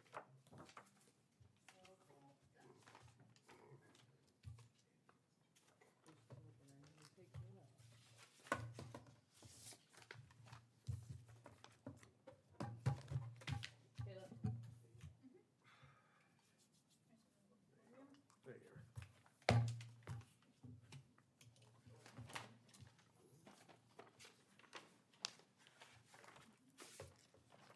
Oh, two of them were absentee. So where would the blue sheet go then? Oh, you have it. Yeah. Two of them are absentees, so that's why there's 14. Okay.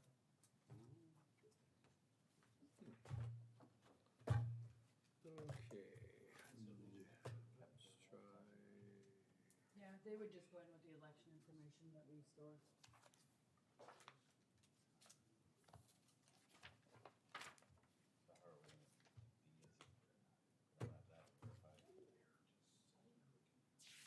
We'll have these ballot sheets. I don't know, I would have to figure that out, but I think that we're gonna have the ballot count sheet and the summary report. I'll throw this in. And I think we'll probably actually have a report also that we're gonna print off. The question is, what do we actually look at?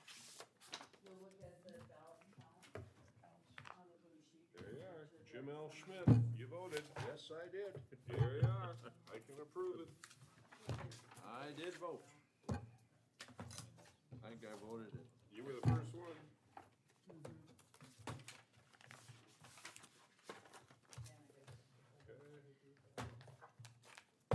It's gonna be an easy one. Here's your 0 vote. There you go, there you go, Jeff. Wow. What a waste of time and money. I mean, these poor people, I really felt sorry for them. They're dedicated individuals. They're very serious about that. They I take, just felt bad for when we walked in and they got so excited. Their eyes lit up like, oh, we have voters, and then they realized it was us. And then like, No, they- wah, wah, wah. Yeah. and they're, but they're so serious to do everything just to the, it's, I was the only person there and talked to them. Can I see your identification? Handed it to them. It was okay. What do we pay, like 175 a day? 175 Yeah. for deputy and then 200 for the Yeah. superintendent of Yep. that precinct. We've got a, quick estimate, this election was about $40,000. For cost? Okay. 53. So it wasn't as bad as what we thought. I don't know, yeah, I'm not sure where that 70 came from, Um, cause I don't know. Probably, All I can tell you is this one was 40. probably me. I just threw a number out. That would sound about right. You don't have to agree with me. I know I don't have to, but it's easy. 17 and 8, okay, I finally found 17. Linda, and yep, Orville. There we go. Just to make sure. Okay, Paul Sleason. Let's check. Hey, FYI, don't say names out on the microphone, who's voted. Yeah. Oh, excuse me, Orville. Didn't give his last name. Oh, wait a minute, there you go, that's the sheet. There.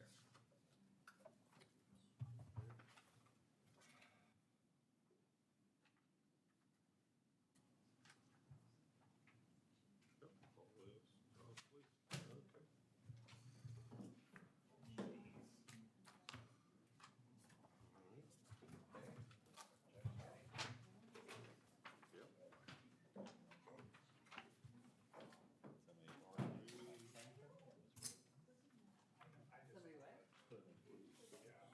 I know, I like it. Cause they have to count them too. 53, At that's the- right. So when that gets printed out, where does that go? Where does they just put that in a box? There you are. Well, they have a spindle there. Is that it? Put it on top of there, and then they count them. Did we do the absentee one already? I just put it in there. Can you imagine being a state of Georgia? How many times did they redo that? 3 times? 4 times? What was it? Crazy. And they never did find anything.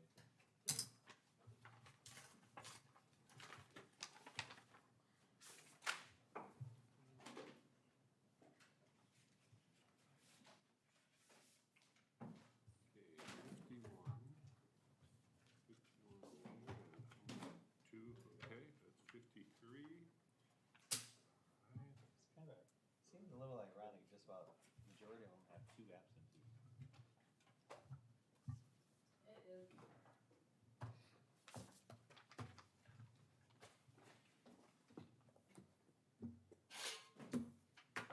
Done. Should be it. Yes. I just need your signature on the. We gotta sign something.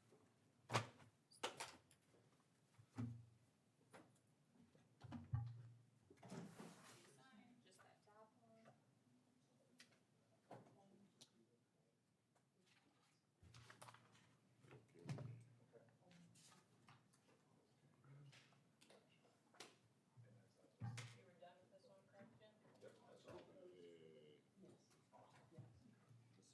Yep, that's all. This is.